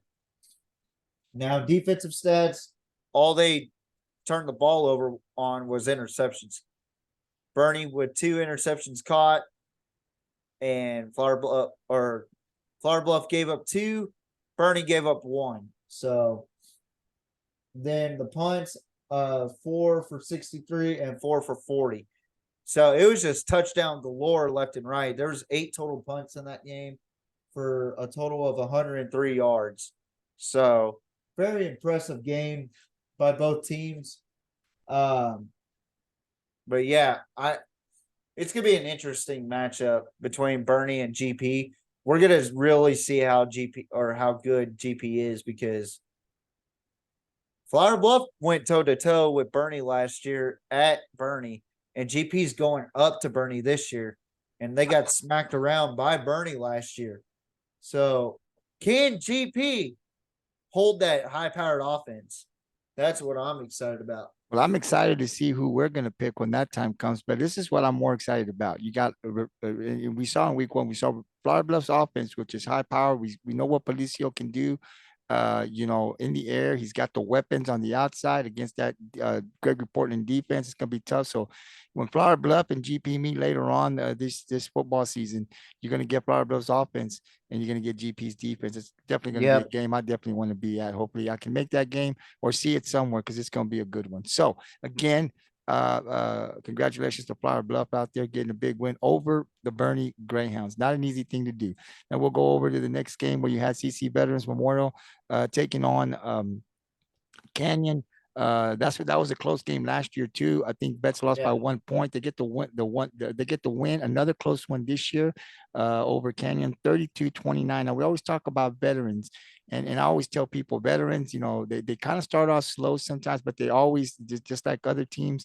This team just gets better. The team you see in week 2 and 3 is not the same team you see in week 8 or 9. They continually get better. Got a great coach out there in Ben Bittner. I like this coach. I like what they're doing out there in Betts. They're consistently winning district titles, and they're getting deep in the playoffs. So I'll ask you, because actually, you know what? I'm gonna say, because I know who you picked. Go ahead, rub it in. Let me see here, TJ. So suspense is killing me, Gabriel. Gabriel picked Veterans Memorial. Tony picked Veterans Memorial, and TJ picked Canyon. So tell us why you picked Canyon and what happened in this game. So I went based off of the returning starters. Basically, the entire time I was making my picks, I went with a lot of teams solely based on returning starters and what the outcome was last season, and what I could see in the game, I knew it was going to be a good game regardless, but I just thought that, for one, there was an error that I didn't see until it was too late. So I talked about Deuce Adams for Canyon. What turns out to be that Deuce Adams transferred to Vanderbilt or Vandergrift. He transferred out to Austin Vandergrift. So I'm sitting here like, why? Now I made a horrible pick, and it's not to discredit the kids, it's to discredit the people that posted the stats and stuff before the season started, because I didn't realize Deuce Adams was going to be gone from Canyon at that point. But all I have is stats for Veterans Memorial. Great win by Vets. A way to prove me wrong in that game. Goes to show that Bender knows what he's doing out there. It goes to show that returning starters don't matter once it comes to Veterans Memorial. So here's the stats I got. Billy White III, sophomore. Kind of a guy that I didn't even look at first for the QB battle. I was looking at Noah Enduras and Davian Garcia, which that's an error on my part. I look at Billy White, 7 for 15, 157 passing yards, 1 touchdown, no interceptions, QBR 106.8, 2 rushes, 7 yards for that young man. And then I look at number 13, Luke Moya, senior, 14 rush attempts, 74 yards, 5.3 average, 1 touchdown. Christian Sabsuk, who is an Air Force commit. Number 2, Christian Sabsuk, senior, 4 receptions, 154 yards, 38.5 yards average, 2 touchdowns for the veteran Eagle. Team stats, rushing offense, 82 yards. They didn't get a whole lot of rushing. The bulk of that carry was Luke Moya. And then passing, 222 passing yards. So they split QBs. I guess they went with Billy White more. I didn't see who else was throwing. But total yardage, 304. Not bad for a first game with just 4 returning starters on the offensive side. Defensive stats, I didn't really see any defensive stats for Vets. Hopefully I can get more after this next game that we're going to talk about for Vets. But yeah, my concern was the amount of guys that they lost, the quarterback that they lost, and who was going to be QB this season, It looks like they found their guy. And it's going to be interesting to talk about here shortly with week 2. Tony, welcome to the show. I know you were busy having some family time in Portland. Glad to have you on, man. As you know, I was 9-3. You and Gabriel were 7-5 overall record. But I picked this wrong, and I made a fatal error, and it's called operator error. I didn't realize Deuce Adams was out of Canyon, so I didn't know who the quarterback was going to be after the fact. And then what turned out to be was TJ was wrong. Tony, just give him the prompts. It's a long season. We know he's gonna fall at some point. Just let him have his glory right now. Let him have his glory. Let him have his glory. I ain't gonna fall, guys. Let's just be real. I ain't gonna fall. I could slip up twice and still be on top. Okay, remember this is being recorded, man. We're gonna. I'm gonna throw this back at you. So just keep on talking. Hey, is this his? I think this is his first season. Where he's got the lead after week 1. This may be the first season. We have to look back. It may be because I think you're right, I didn't do this much research. I tell you what. After the research I've done, in the time I've had the research, yes, I think this is my first time being on top in week 1. Well, good job either way. Good job. Yeah, he's breaking it down for us. Hey, Tony, listen, we're had to rub the salt in the wound, you know. We're still breaking things down here. So we're now at the San Diego game. We're gonna go to the smaller schools now. The next game we're breaking down is the San Diego Vaqueros going over to George West to take on the Longhorns. San Diego gets that win 24-13. You know, San Diego, I can tell you, we all picked San Diego, so we got that pick right. Tony, I'll go to you, man. You got the pick right. And what do you got to say about that game, if anything? Let me see. Let me pull it back up real quick.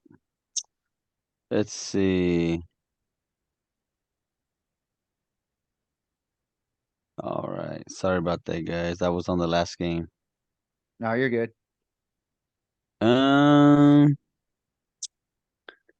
Let's see. I mean, San Diego is kind of like, I mean, what you said last the other day about Cal Allen. You got to pick Cal Allen. I mean, you don't pick against him until you beat him. And San Diego's just they got things going on over there for the last 3 years.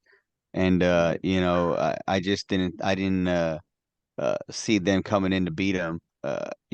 San Diego's been pretty hot.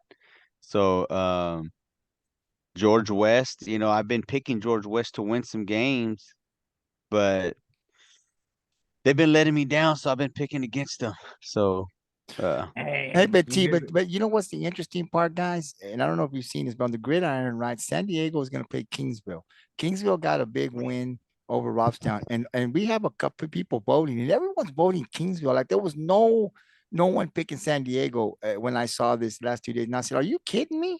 Like, are you kidding me? No, the no, hype is real. I mean, yeah, but come on, man. I want to see that game. I know they are, but man, I mean, not one vote as of yesterday. I didn't see it today. So, this hype up in Kingsville is great, but you're playing San Diego. Let's not forget Bo Ochoa out there in San Diego and what he's done with that program. Yeah. The Vaqueros are pretty good, but TJ, I'll go to you, man. We all picked San Diego, so I think George West is an up and coming team. They're in a tough district with that Odom and Tap and all that, but they did make the playoffs last year. So going into this game, what were your thoughts? No surprises, obviously, because you picked San Diego, but do you think George West is going to be a team that is going to make the playoffs, and then is San Diego going to be able to win the district? I think they have the capability to. It's just that offense needs to get things going, especially running the spread. I mean, the total yards that they have is crazy, but they played against San Diego, like we said. They are very tough.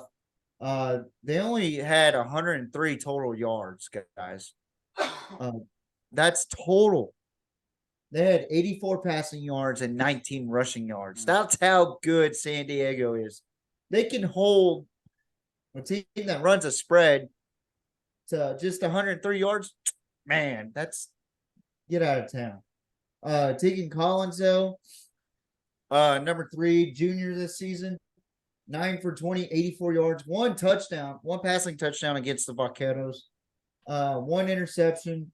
I saw that interception, by the way, and that was a big play by one of the kids in San Diego. I don't remember the number. I think it was number 4 for Jason Salinas. It was Jason Salinas.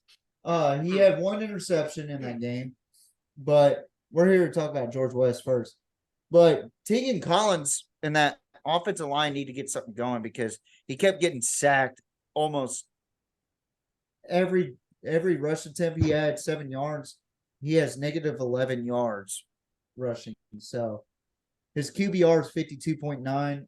I say it's a bad first game for George West. You can't really judge them because they played against San Diego. We all thought that San Diego was going to win with ease. But give credit where credit's due for George West. They only held him to 24 points. So, I mean, but the problem is they can't defend the run worth a squat. 310 rushing yards for San Diego. 310. And passing yards 24, which they're not really a passing team. But Jaden Lozano, 6 for 6 in pass completions. 24 yards, 102.1 QBR. And had 40 yards rushing with 8 attempts. That's 5 yards a pop.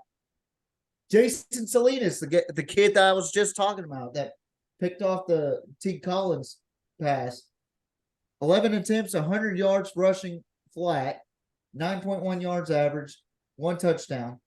And then Nick Lira, 10 rushes, 86 yards, 8.6 yards per carry, and 2 touchdowns.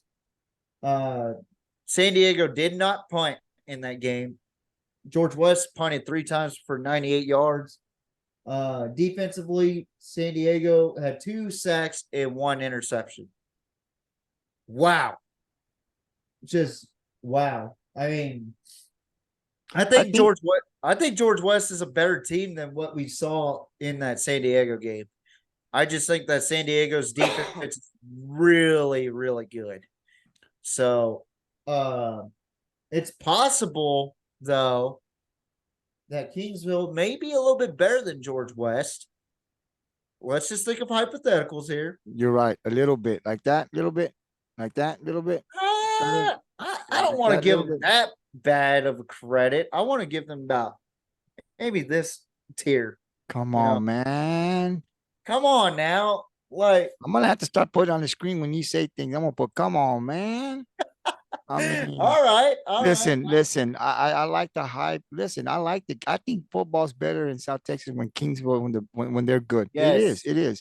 And this was a big win for them in Robstown. But San Diego's a little different. Now, Kingsville's a bigger school with more kids, obviously, than San Diego, right? I think I don't have it on the schedule, but I think I saw that's where they were playing next. Y'all guys might want to check, but I think that's where San Diego's playing next because I put the poll up on the Gridiron 64 Facebook and Twitter page. And and I just saw a lot of voting, and it might just be Kingsville fans, right? But I didn't get 1 vote for San Diego as of yesterday. And I was like, you gotta be kidding me, man. This is San Diego, the Vaqueros. Yeah. They've had a great season out there. But again, we'll see what happens. But I think George West, I'm hoping they make the playoffs. They were a young team last year. They just ran up against a really good team. That George West still learning the offense, and they're playing against a team like San Diego who's already set. So, it was a tough loss for him, but they did some good things there. We'll see what George West does, and we'll keep an eye on what happens. We'll talk about this San Diego and Kingsville coming up. Now, the next game that we'll talk on the Gridiron 64 and recap for you was South Oak Cliff was taking on Duncanville, traveling to Duncanville. Guys, I'm watching the video here of some of the plays. Man, I'm telling you, Duncanville, they can pass. They got some receivers out there. But the corners from South Oak Cliff really had a hard time. I saw a couple of plays just now as you were talking, and they're just breaking tackles. And that quarterback's just airing it out, and they're just breaking tackles and taking it to the house. So all of us picked Duncanville. We all got the pick correct. But TJ, I'll go to you. This is the big schools here, and we've seen South Oak Cliff start 0-3. And they played their first 3 games are tough. Last year they went 0-3 and they ended up winning the state title. Can they do that again this year? And I think Duncanville now this year, that's a team where they're not part of our 47 team. South Oak Cliff is, but Duncanville, somebody we'll talk about here. That team might make it back to Dallas this year. Might? Are you saying might with a question mark? They will make it back to state. Are you kidding me? They have the #1 defense in the state, possibly in the nation right now. I mean, they held a state championship caliber South Oak Cliff team to below 100 yards, Gabriel. 93 total yards. 93. Or I'm sorry, just below 200. They gave up 128 passing yards, but still, every time we talk about Duncanville, or anybody talks about Duncanville, there's one thing that comes and crosses my mind more than anything. Defense, defense, defense. D-ville, defensiveville, Duncanville. Colin Simmons, just a freak nature. UT commit, and then you have the running back Caden Durham. Last season almost broke 2,000. He's an LSU commit. Keelan Russell, who's a junior this season, he balled out against that South Oak Cliff team. Unfortunately, I do not have all the stats. I just have like total yardage from South Oak Cliff. I don't really have anything for South Oak Cliff either. But all I know is this. Duncanville did exactly what I thought they were going to do. They were going to hold that offense to 13 points. And I thought Duncanville was going to run South Oak Cliff back into Oak Cliff, you know.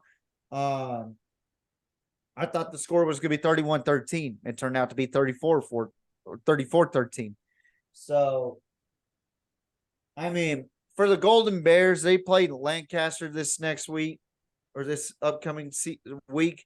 Not an easy opponent. Like you said, they started off 0-3 last year. I think they have the capability to make it back to state, but I don't know. 5A Division II is a very tough division in football, especially in Texas football. Even Port Neches Groves, I don't think they will make it back. We'll talk about them here in a minute. Yeah, but here in a minute. What I want to ask you before I go to Tony is: Are you saying right now in week 1 that Duncanville is going to beat everybody? There's nobody out there that can beat Duncanville. You damn straight I'm saying that. Duncanville is a very, very good football team. They produce star athletes. They produce 4 and 5 stars left and right. And also with a guy like Colin Simmons coming around the edge, are you kidding me? Okay. The guy had 23 sacks last season. They went 15-0 last season. Okay. You know, Richard Simples won his first state championship in his illustrious career. See how excited he gets, Tony, when we ask him that question? I love that. Oh, man. He gets all. I'm fired up. That's right. You should get fired up. You should get fired up. But Duncanville's a great team. I'm just asking. You're saying right now, week 1, they're going to win it. I mean, injuries may happen. It doesn't matter if the quarterback goes there. They got so much talent out there, nobody can beat them. Is what you're saying? They have so much talent that they produce from Duncanville, and I've seen their progression each and every year. They've been close to winning state championships against GP North Shore, you know, but GP North Shore had that famous Hail Mary that we all. Did you say close to winning championships? Yes. Close to winning championships don't matter on the grade. You got to win championships, right? Hey, that's what counts. Close second don't matter. Gabriel, listen to me. They were this close and they lost based on a Hail Mary. Now, it doesn't matter. They lost. Did I say that they won it? No. But they were close to being. You're talking like nobody can beat them. Like 3 years. 3 years they could have won. But what happened? They lost. Don't matter. You know that. Now, you gotta win it. You gotta win it. Hey, Duncanville's the defending champs. Who's gonna dethrone them? According to you, nobody. Yeah, I mean, I'm watching the video. I'm watching the video on this screen over here. That quarterback and those receivers are making South Oak Cliff look like they don't know how to play football. Exactly. I agree with you. I'm watching the video over here on the screen, man. They're taking it to the house. They're breaking tackles. They got speed. I don't disagree with you. I'm just asking, do you think anybody can beat them? And I'm just saying you're probably right. I think they're on a tier on their own right now. Probably are. Like Austin Westlake barely beat Ridge Point, which also is a state ranked team, but Duncanville just thrashed South Oak Cliff. No, I know. And South Oak Cliff is not a walk. It is a hot coal that you got to run through, so. We're gonna keep a And close eye. We're gonna keep a close eye on Duncanville this year. oh, That's your definitely. team, and I agree with you. I don't think if I'm watching the film here, man, it's gonna be hard for somebody to beat them. Tony, I'll go to you. And also look at Reginald Sample's record. 90, well, now 93 and 17. He'll have his 100th win in this season. Yeah, I believe that. So I love what Reginald Samples has done for Duncanville. I mean, Tony? I'm not saying that I'm not making the excuse that they should have won those state championships, but they were darn close to winning it. The second year, I think they got blown out by GP North Shore, but when I saw Duncanville the first time in state, I said, watch in the next couple of years, they're going to be state championships or state championship gold at some point. And sure enough, last season, they won it, And what's so fascinating to me is that 6A has two different state championships, but they only have one division in the regular season. But in the playoffs, they separate everybody and turn it into two divisions. I think that's hilarious. I think it's a troll move by 6A football.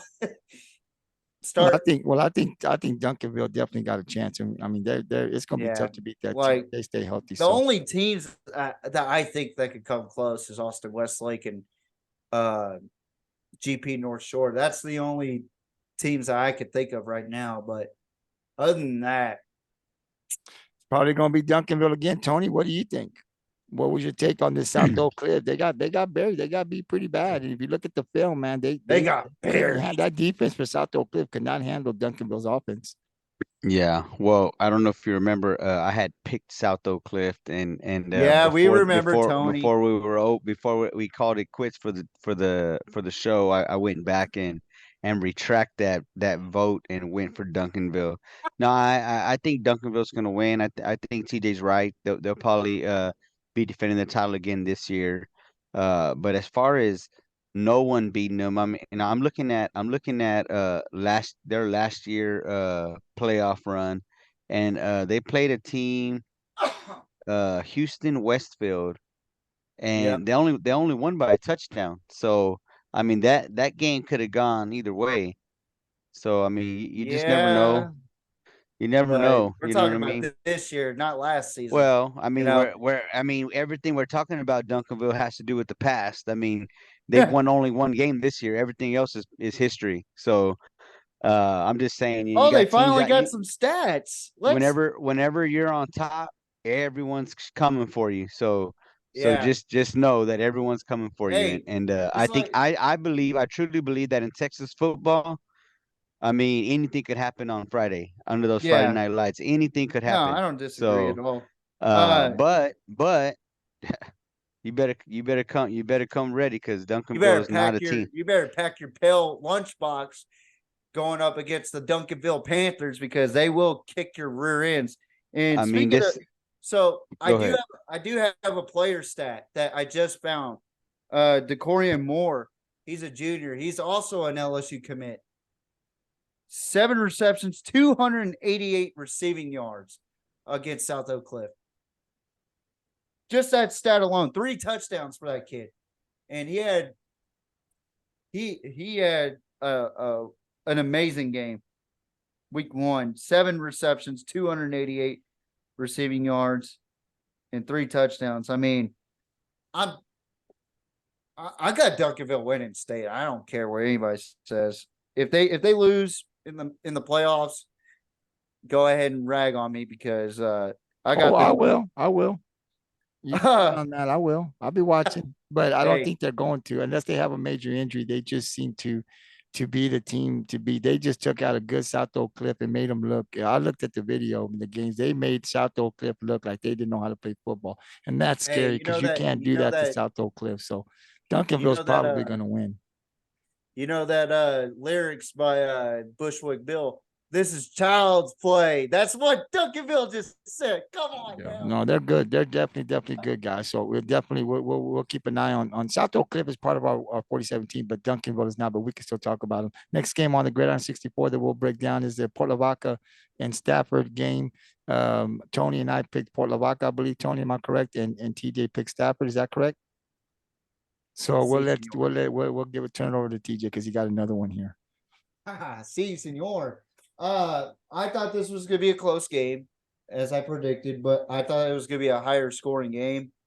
But it turned out to be Stafford winning 19-14 against number 16 ranked in 4A Division One, which I kind of questioned that to begin with because, yeah, they had 5 straight wins and got beat in the 3rd round.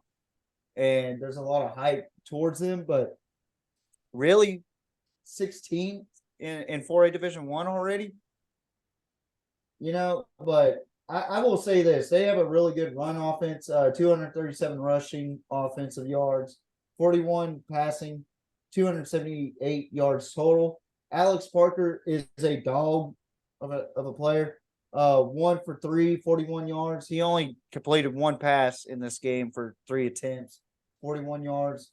QBR 81.9. He has 1 rushing touchdown with 5 rushes, 18 yards. He had 4 fumbles and lost 2. So that was part of the problem for Port Lavaca. They could not get the fumbleitis out. But Jace Campos, senior this year, number 14, 23 rushes for 126 rushing yards, 5.5 yards average, 1 touchdown. And then there's Derek Salinas with that 1 reception for 41 yards, number 7. He also rushed for 6 rushes, 43 yards, and 7.2 yards per carry. And then we look over on Stafford, the Spartans, 70 rushes, 229 passing yards, 299 yards total. Kamari Shorts, senior this year, number 3, 12 for 17, pretty accurate against that Calhoun Sand Crab team. 229 passing yards, 19.1 yards average, 152.2 QBR, 2 touchdowns. He had 4 rushes, -4 yards. Jamal Wiley. Now, I highlighted this kid in this game off the notes anyway. I thought this kid was going to have a pretty good game. Or actually, it was on my notes. He had 720 rushing yards last season, but in this game, he had 9 rushes for 39 yards. So they did a good job holding him to just 39 yards rushing, but he did have a touchdown. He fumbled once and had the fumble lost. So he averaged 4.3 yards per carry, which all you need in football is 4 yards per carry. So that's not an understatement. That's a fact. And then you got Christopher Gardner-Holland, wide receiver number 10. 3 receptions, 131 receiving yards, 43.7 yards average, and 2 touchdowns. Defensive stats, Stafford caused 4 and recovered 2. Port Lavaca caused 1, recovered 1. And there was only 1 punt in the game, and it was 27 yards. So, I mean, I thought this was going to be a better game than last season since it was at Calhoun, for 1. And for 2, you're bringing back some experience into that team. But I just didn't think they had enough to beat Stafford, So that's why I went with Stafford. And I mean, it was a good game overall. But if I'm Port Lavaca, I start to open up the pass a little bit more. But Richard Whitaker knows what he's doing out there in PLC, and I think they'll be better this season. I really genuinely think they'll be better. So, Tony? Yeah, I picked Port Lavaca just strictly based off of the way they ended last season. They ended it pretty impressively, getting into the playoffs and then making it to the 3rd round to play Bernie, who went to state. So I think that you lose to a team like that, but you win. Was that five? Did we say five? Yeah, Five straight. five straight before getting to that point. And then Campos, I mean, he had a pretty decent game, Yeah. rushing for over 100 yards, and last season as a junior he rushed for over 1,000. So I'm looking for him to have a really really big year. Port Lavaca the last 3 years or so have been a predominantly running run team. So I look to see Campos really really start to stack the yards up. Um, on the ground. This is a team they lost to last year. They lost pretty significantly lost last year to Stafford. So, but just based off of the way Port Lavaca ended the season, is why I picked Port Lavaca to win. Right. They let me down. It's okay. I still think that they're going to be I very don't I don't I don't competitive. necessarily think they let you down. I just think it was just a tough game in general. Like anybody could have won that game, Yeah. and it Por- solely was based on turnovers in that game, and I think Stafford won the turnover battle. Port Um, Lavaca is definitely going to be a lot more competitive. I don't think you're going to see them with all those losses before. What is that? One, two, three, four, five, six, 7 losses eight before winning losses. 5 straight. Or yeah, 7 losses before the eight Yeah, straight or five straight. yeah. So I get what you're saying. Yeah. I don't think that we're going to see that pattern this season. I think Port Lavaca is going to do a lot better. Uh, I who agree. who do they got this week? Did we put them on there? I don't think so, actually. No. Anyways, Yeah. let's see. They're playing, I believe, Westoso. Oh, Westosa. yeah, Oh that's man, I don't know if they're gonna be Westosa. I guess we'll have to wait and see. Could be a Yeah, tough no, one. but They didn't but play uh, last year, I anyways, don't think. again, this is one of those games that like you said, could have went either way. Uh, but I will say, Campos is gonna have a really good season on the ground, and Port Lavaca is gonna be more yeah. competitive. And I'm saying that after week one. I think he's going to have over 1,200 rushing yards.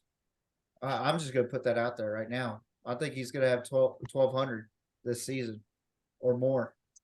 He might. They're running that triple option over there in Port Lavaca, so that's definitely reachable for him. Listen, we'll go to the next game, guys. I want to hear you guys. It was the Kingsville taking on traveling to Robstown to take on Robstown. The three of us picked Robstown. The three of us were wrong. Kingsville got the win, 21-18, a close one. But guys, I'll say this before I pass it over to you guys. I think this is a tough loss for Robstown, a team that Yes. was up and coming, a team that TJ talked about him being up there and bringing just about everybody back from last year, right? Kingsville bringing in with a new coach, a new offense. This is, I think, this is a bad loss for Robstown. You don't want to start off this way, but this This is is a a huge win for Kingsville because you beat a Robstown team that um, you coming in. I heard that they had some talent out there, but now they've got the coach to put it all together. This is a big win for Kingsville. Tony, I'll go to you.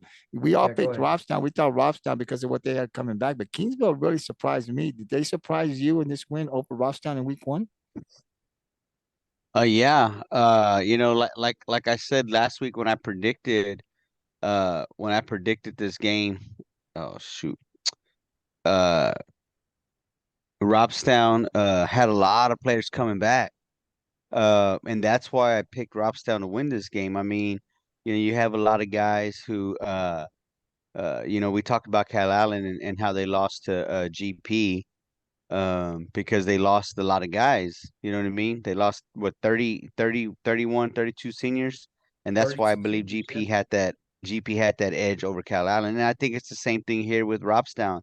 Kingsville, what we know about them, has not had a really decent season in the last, I don't know, 4 or 5 years, or maybe more. I don't know, but at least Probably a four or five, decade or more. at least 4 or 5. And then Yeah. Robstown had a lot of guys coming back. So that's what did it for me. I'm not gonna say that I'm not surprised that they lost. I'm not surprised that Kingsville beat them. I just think that this is a game that really would have set the tone for Robstown, for the kind of season they're going to have, for all the seniors that they have this year, because they do have a lot of returners. Yeah. TJ? I'm just going to say this right now. I had Robstown winning big in this game. 56-23, as a matter of fact.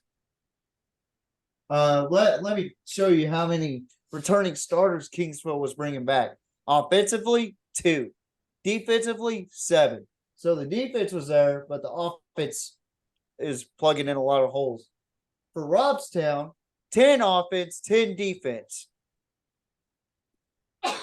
Only 1 starter on both sides gone for Robstown. And then I look over, I don't have any stats for Robstown. I have stats for Kingsville.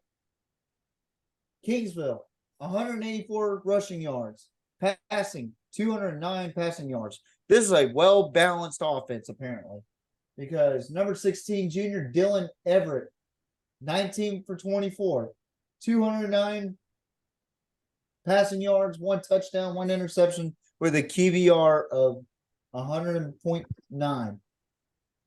But his rushing, 16 for 101 rushing yards, 6.3 yards per average, 1 touchdown. Ethan Lerma, sophomore, number 14, 8 rushes for 72 yards, 1 touchdown. Number 1, senior Terrell Jackson, 7 receptions, 102 receiving yards, 14.6 receiving yards per catch.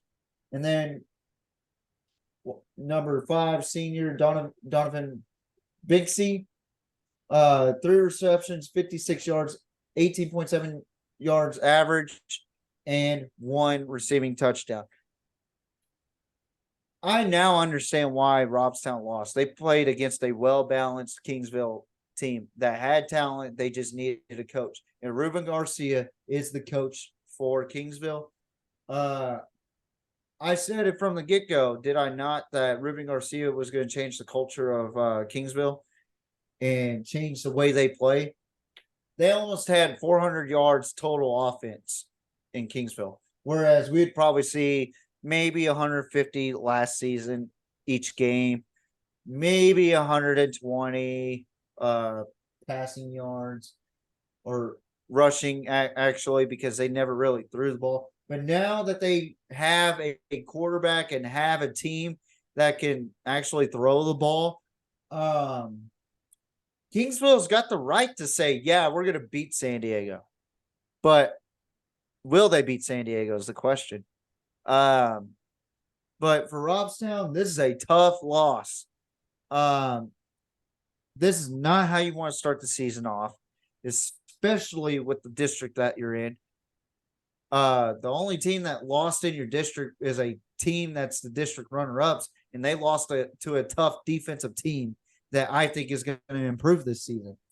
For Robstown, they just got to look at their mistakes, correct it, do what Coach Troutman said earlier, and just focus and pinpoint your mistakes and practice and practice and practice and practice, and just be coachable and be there. Because I know Gage Perry's a good coach over there.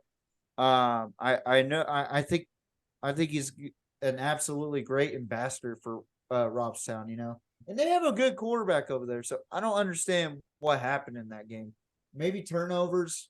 I didn't see any defensive stats or nothing like that, just offensive stats for Kingsville. But it was surely a good game, and what an upset. I'm calling that an upset. Yeah, it is an upset. But I think Robstown, we'll see that. Like I said, they got a good coach out there. They'll get it right. We'll see what happens in week 2 and the rest of the non-district. Now we'll go to the last game, I believe, is game number 10. You had the Toloso Midway Warriors traveling to Corpus to take on the CC Moody Trojans. Moody was 0-10 last year. I expected Moody to be a lot better. I don't think you can get worse than 0-10, right? So we expect Moody to do a lot better. But guys, I was a little shocked. TM is playing good, but Moody again could not score in week 1 against that TM defense. They take the loss 28-0. TJ, I'll go to you. First of all, give me your thoughts.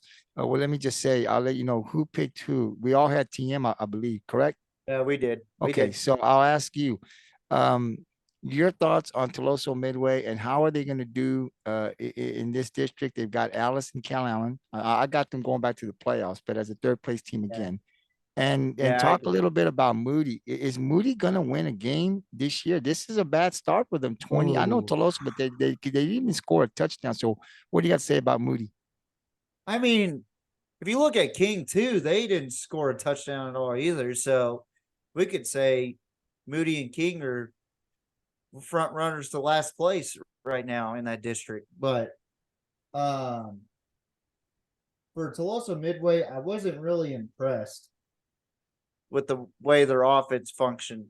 Their defense is a lot better than what people realize, but their offense needs to step it up a notch. But I will say number 5, Damian Figueroa, sophomore, 8 rushes, 107 yards, 3 touchdowns, 13.4 rushing yards per average. He had 3 rushing touchdowns in that game, and he had 1 reception, 21 yards, and 1 touchdown in that game. And Brayson Beasel, they need to start letting him throw the ball a little bit more. 7 for 14, 80 yards, 1 touchdown with a QBR of 91.4. Like I said earlier with I think San Diego or somebody, I don't remember. They probably don't want to expose the passing game just yet for Tolosa Midway until they probably get into district because of the fact that they can throw the ball and they've thrown it more than 10 times. I think they're going to start throwing the ball a little bit more this season. But they only had 217 total yards against a Moody team that nobody really thought that they had a chance to begin with. I'm just going to be frank with that right now. But TM's defense is good. They held Moody's defense to 159, 50 passing yards, and 109 rushing yards. TM's rushing game was 137 with 80 yards, which hence they got to 217 total yards. Dylan Prado for the Trojan or for the Moody Trojans, number 7, sophomore. He's young. He's going to progress. This is a young football team from Moody. They only have 4 returning starters on both sides of the ball anyway. Dylan Prado, 5 for 14, 50 yards, 2 interceptions, and his QBR was a whopping 7.1. So that's not a very good rating whatsoever. With 3 rushes for negative 13 yards, which he got sacked a lot in this game. 3 sacks total. He threw 2 interceptions, and TM forced 2 fumbles and recovered those 2 fumbles. But Adrian Luna Jr., who I thought was going to be a huge impact in this game for the Moody Trojans, he got held up to 84 yards and 17 carries. Just under 5 yards per carry. The sophomore, number 27, for Moody. But yeah, I mean, guys, let's be real here. TM should have won a lot more, or should have won by a lot more, but they pretty much exceeded to my expectations. I thought they were going to score 27. They scored 28. I thought Moody was going to score 6. They held them to 0 points. It was a realistic score for me. I'm not really surprised about the outcome. I thought TM was going to hold them to 6 or less, and they did. So for Moody, they're just a young football team right now. But do I see them going 0-10? I'm not sure yet. It's week 1. Talk to me about it when we're back in week 5. So for Michael Cantu, though, he's now at 36 and 87 now. And he's been there for quite some time. And we talked about this too, or I talked about it. I kind of gave him a harsh critique, even though he had a medical problems back in 2018, 2019. But there's got to be a time where you got to let someone go if they're not making things work. I think if they go 0-10, there might be some eyebrows raised at that, because you can't just have 2-8, 2-8, 1-9 every year and just have one lucky year, and it's nothing against the guy. Like I said, it's just if you want to win and if you want kids to come to your school, like how Miller and Vets and now Carroll's starting to have kids come to their school, you have to win games. You have to win games. And I think Raid's getting some more kids too. So you have to win games in the district that you're in. 2 victorious schools, plus the amount of corporate schools that are in that, and pretty darn good corporate schools in that district right there. So if I'm Moody, I start to wonder if there's a coaching carousel about to happen over there. And it's like I said, it's nothing against Guy. I'm sure he's a great coach, just hasn't been successful at Moody. Well, you got to win in that business. You got to win. That's how you And maintain looking your at Chris job. O'Neill, he's heading into his third season. He's 8-14. He's about to turn TM around, and it all started from a 1-9 to a 6-5 season. Mm-hmm. And making the playoffs and making the playoffs his second year. So that's why TM is going to keep this guy for probably the long haul, because he's going to help TM in the long run. And they have some athletes out there. Moody has athletes, but what wins? What wins? Let's be realistic. And it's not to rag on anybody. It's just the truth. Well, here's what happens in football, I think, guys, is that TM is doing good right now. The fans out there, they're getting into the playoffs. It's good, but at some point, you're going to have to compete with Alice, and you're going to have to compete better. Third place is going to be good, but they're going to expect something at some point. So I think to start off with, they're doing really good. For Moody, you got to win some ball games. I mean, that's the bottom line. You got to win these games. TM might have been a winnable game, but I think what's more frustrating for me watching this game is they didn't score a touchdown. That's what's really got me. They'd have lost 28-14. I'd have been okay, but going 0 again is what concerns me moving forward in the non-district and in the district, where you talk about Betts, Carroll, the Victoria schools, Miller. What can that look like if you can't score against teams like this? It doesn't look really good, right? It's still early in the season, but I'm just pointing out a point. When Miller couldn't score, I mean, when Moody couldn't score 1 touchdown against TM, that's a great defense out there. It's also Midway, but you're going to have to score to win in football, and they didn't do that. That's what's concerning to me, was a 0. So, guys, Tony, I'll go to you now. Your thoughts on Moody? I mean, we all picked TM. We knew TM was going to win, but your thoughts on what TM could possibly do this year, and then Moody, your thoughts on. I mean, is this team going to win a game this year? I think they have Bishop next week. I mean, that's a winnable game for them. I mean, I'm just throwing it out there. It's a winnable game, a bigger school versus a smaller school. It's possible. But to TJ's point, it's a young team. It's a young team. Coach Cantu hasn't really had the cream of the crop. I mean, just think about what happened just a few years ago, what 5, 6, 7 years ago. Betts Memorial opens up, pulls really a lot of players. Carroll's got a new school that opened up. They're pulling players. I don't think that it has a lot to do with him. I think he's doing the best with what he got with his enrollment. And I think that's what it has to do with. Moody is a baseball school. When people want athletes that go to Moody, they go to play baseball. You know what I mean? They're not there for football, and not that he's not doing what he needs to be doing. I think that it has to do with what other schools are available for the students. So I think that has a lot to do with it. But again, he's got a young team.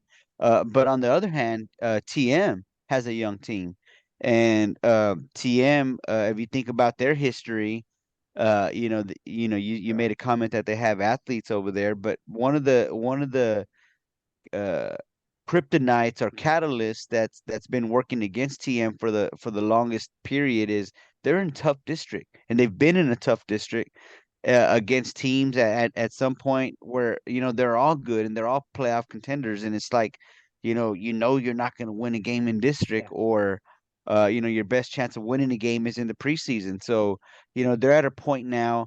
They got a coach who's been there. I think this is third year. This is his third season right now, right? That we're in. He started off So with TM makes the playoffs, and that's something big for that community.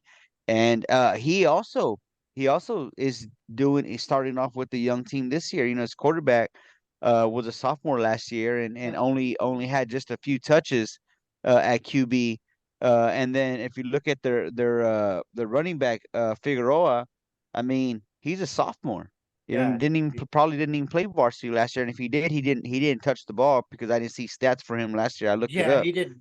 I don't think he started. So I mean, think about that. So he's got a young team. He's got a really good opportunity to do some things in that district. Again, tough district. I think well, I mean, it's not that tough. You got some valley schools in there. But yeah, I mean, will they beat Cal Allen this season? I mean, that's another question. That's another question with the turnover they had over there with players. I mean, Yeah. we'll see what happens after week 3, 4, and 5 when before they go into district. I mean, you never know. I might pick TM to beat Cal Allen. I don't know, but Oh we'll see. Well, I'm not calling that right now. I'm God. just saying. I'm just saying. If we're talking about facts, losing 30 seniors is a big deal for any school. Yeah. So we'll see what happens. But TM starting off on a good note. And it's too early to tell how their season will be. But Yeah. they played against Moody with a young football team, and I would have been surprised had Moody beat Tuloso Midway in week 1. I would have too, and to touch up on the whole Michael Cantu, uh uh I'm not saying that he's not doing his part. I'm just saying he's been there for a while.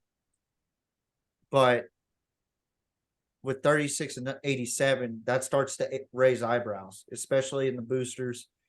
I've seen it happen in small town football They, too. they they might not have boosters. I mean, their boosters What? they might be catering to baseball. Moody is a baseball school. They may be catering to And I get baseball. that, but So, they every school has a booster. Come on now. well, Miller remember, has a booster. Even Ray has a booster. King has a booster. yeah. That's what I'm talking about. I, I'm just saying, Yeah, and there in this particular situation, remember all CCISD schools are in the same district, number one, but they may not even be coming from the same area. yeah. There might be They're there an might open be there district might be too. somebody that So lives on the south side going to play baseball at Moody, and that's why they go there, and yeah, that's the same thing.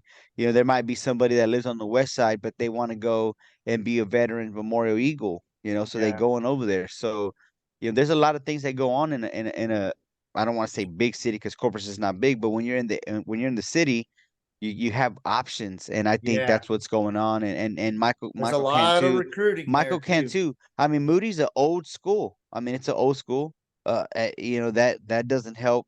Players want to say, "I want to go to that school, Mom. I want to go to that school," or whatever. I Yeah. mean, I think that what it has to offer as a school. I think maybe that's what it is. But I think, I don't like I know, said, man. Cantu is only going to be able to do what he But he's can, and given. and and he and he's this has been going on for several years. I mean, his son was there. I think Yeah, with that year he had a pretty good season. yeah. But other than that, man, you do the best with what you got, and I think that's what he's doing over there. And No, Tony, I would I have to agree say with this, that. Tony. I would have to say this, Tony. I'm glad you bring up that point because I think that gets lost in the mix, right? Is that if you're a football player that lives in the Moody area and you're looking at what's going on there, right? You're gonna want to go out and play at Miller or Betts. I mean, if you're a football player trying to get to the next level with a lot of talent, and if you're on the other side somewhere and you want to play baseball, Moody's the school, and then that's a hard thing that Coach Cantu's playing with over there because you're right. At the end of the day I know they go by your numbers and they don't take all that into consideration. You don't win, we're gonna bring in another coach. But I'm glad you're bringing up that point because I think that is what's going on in Corpus.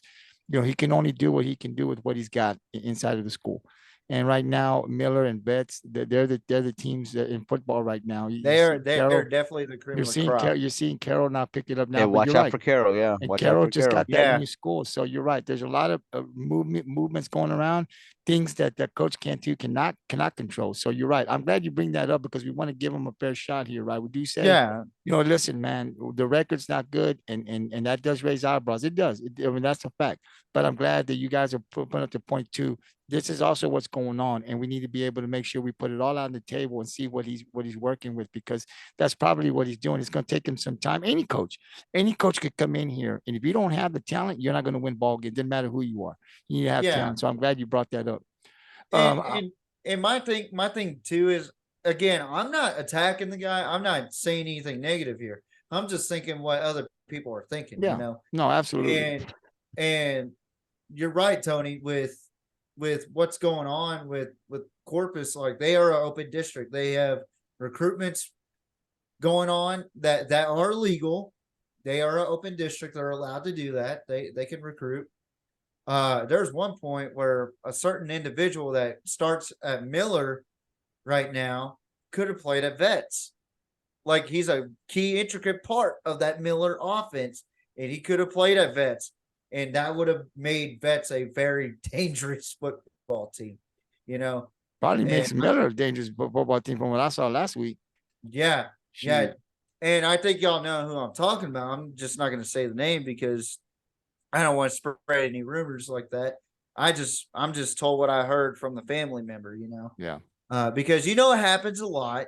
Family members will come up to you and go, yeah, so-and-so is going or was supposed to go this way, but the coaches convinced him to stay, or he convinced himself to stay. It happens a lot.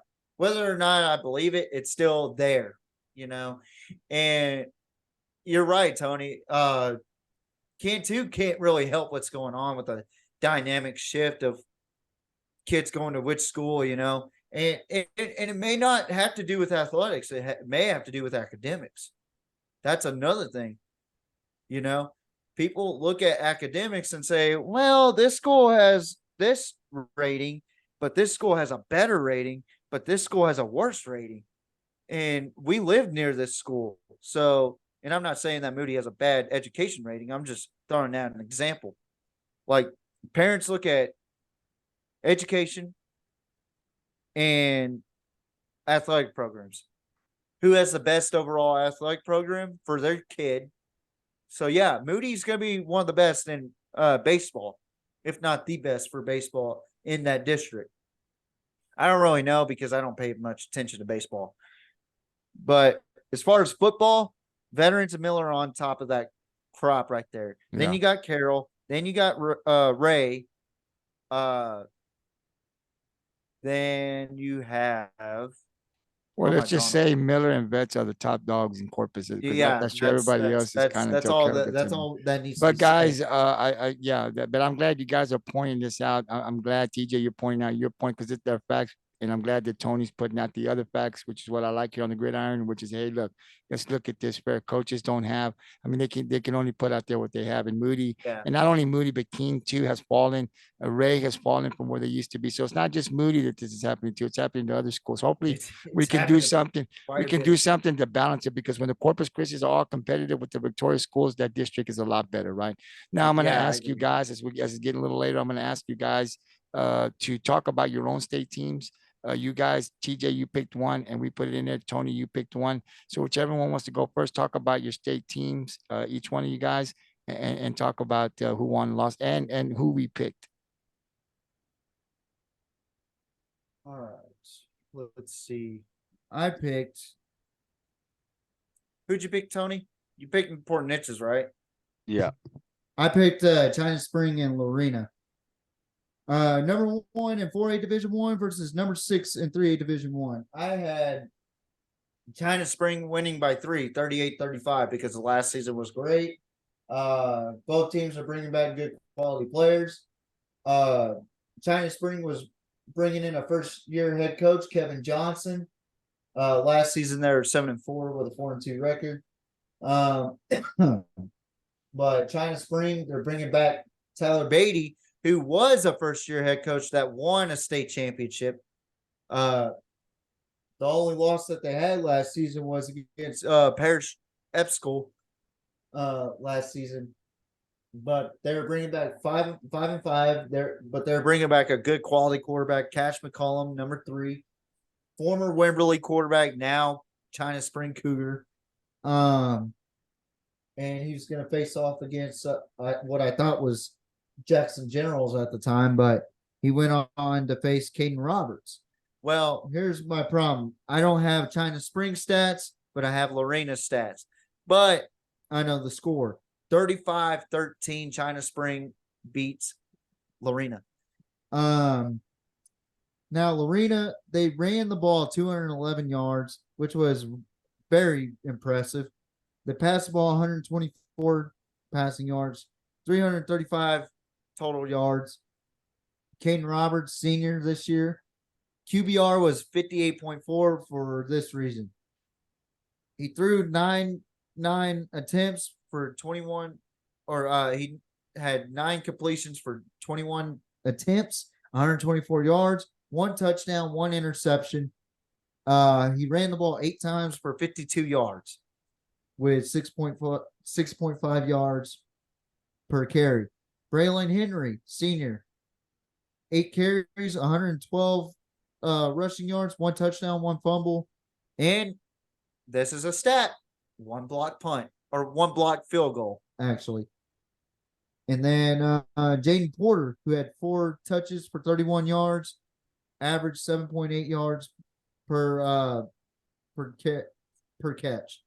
But yeah, I feel like China Spring is still going to be China Spring. They're going to be back in the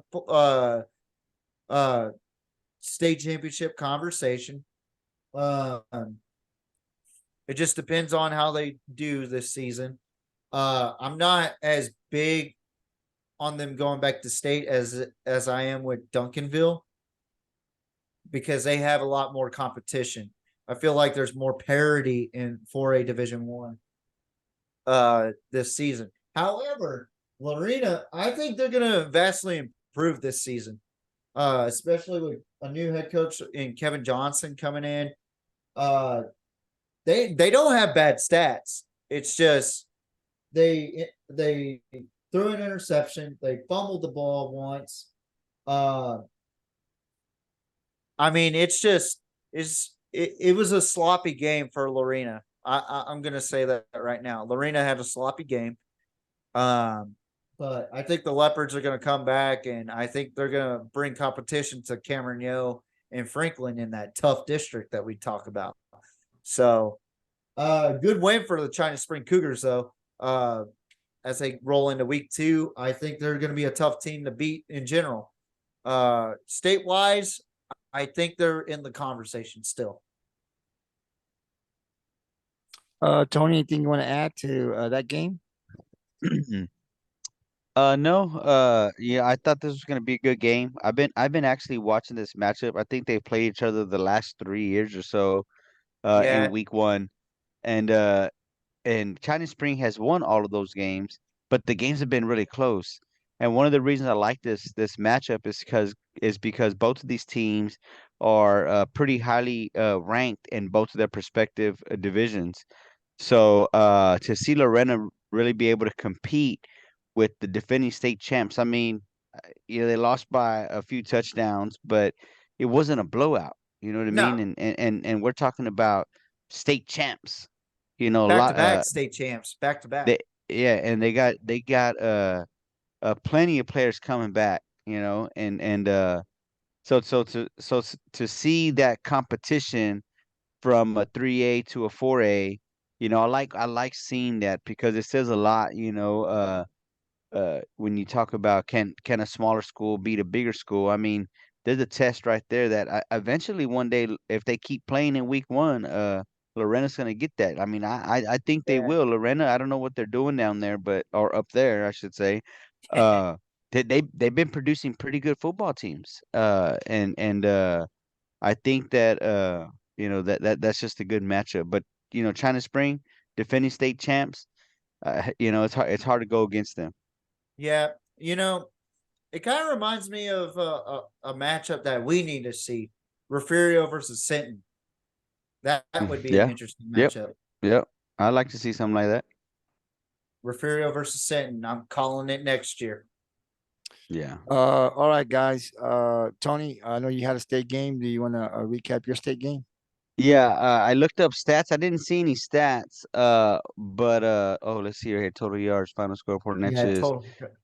Uh, let's see. Real quick. I just got some on the video. I got some stats because there wasn't none on the stat tracker. Let's see. Yeah. So Port Neches, we talked about this, me and you, Gabriel.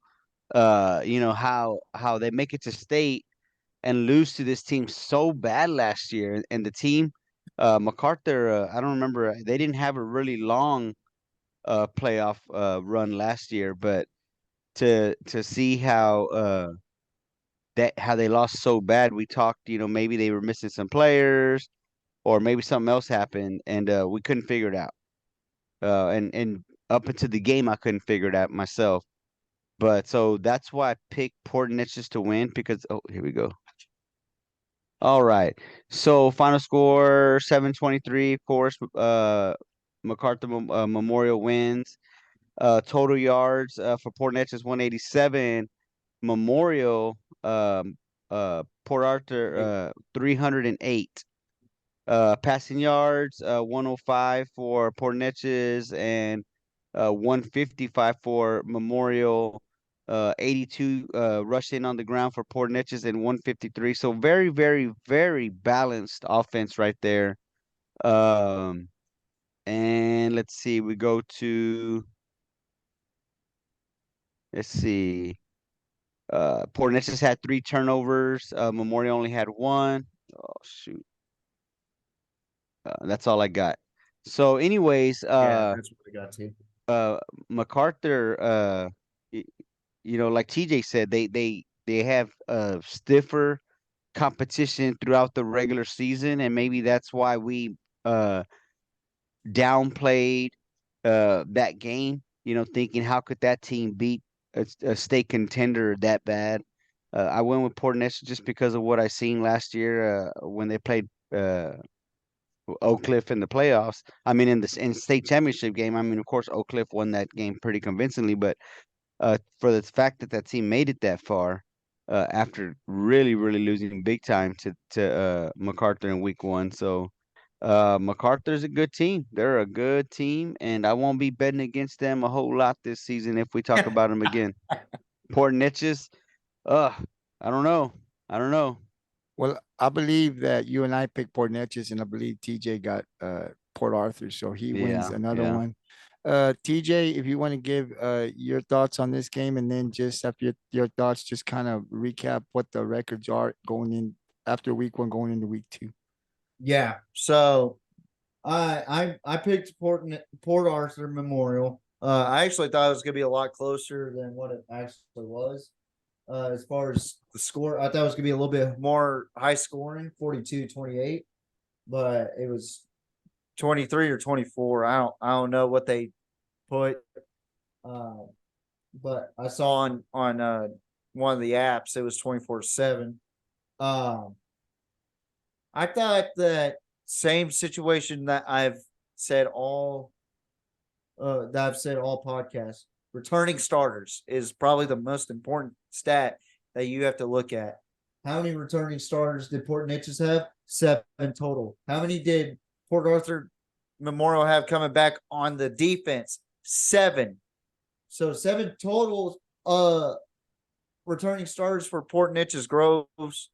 And then you have 7 on the defense for Port Arthur. I mean, I went solely based on that, and PNG is a good football program. They are tough, but Port Arthur Memorial faces a lot better competition in 5A Division 1 than Port Neches Groves plays against 5A Division 2. I bet you it would be the same outcome with Port Arthur Memorial against Fort Bend Marshall because they're in the same district, So I mean, Fort Bend Marshall would probably have a better chance than Port Neches, but I just think that the Titans have a better strength of schedule, solely based on the returning starters and the strength of schedule. Now, they did have a pretty good round in the playoffs. They went 9-1 in the. They went 3 rounds, so to speak. 11-2. That's not bad, And they have a really good coach out there, Brian Morgan, who's 42-15, entering his 6th season.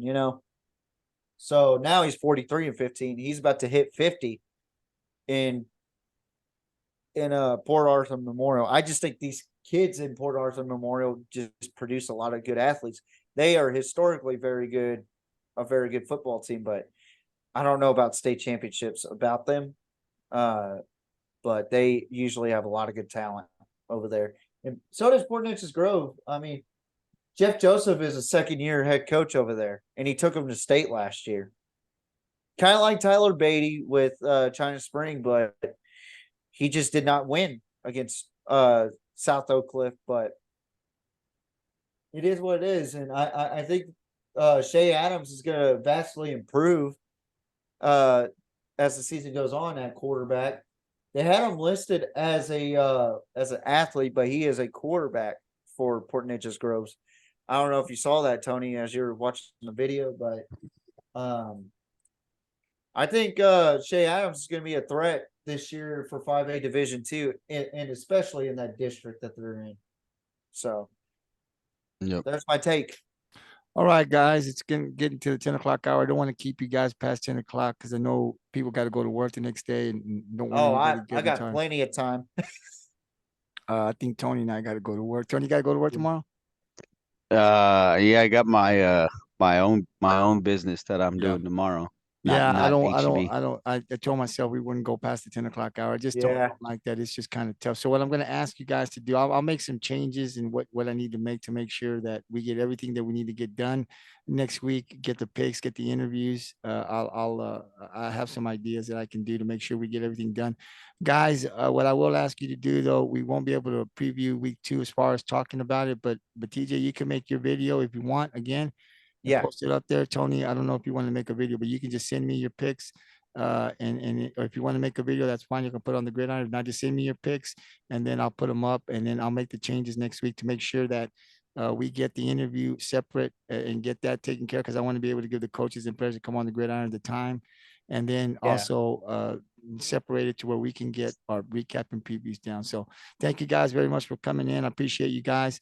So be looking out for the Gridiron 64.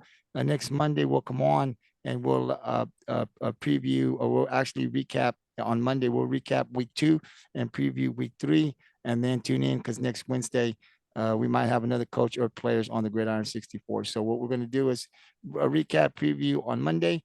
We'll tell you our predictions, and then on Wednesday, whatever the Gridiron has as far as interviews, we'll move them over to Wednesday, where we can have coaches or players from the surrounding areas come in. We'll separate that way we can get everything taken care of. So until then, guys, thank you very much, T, for coming out.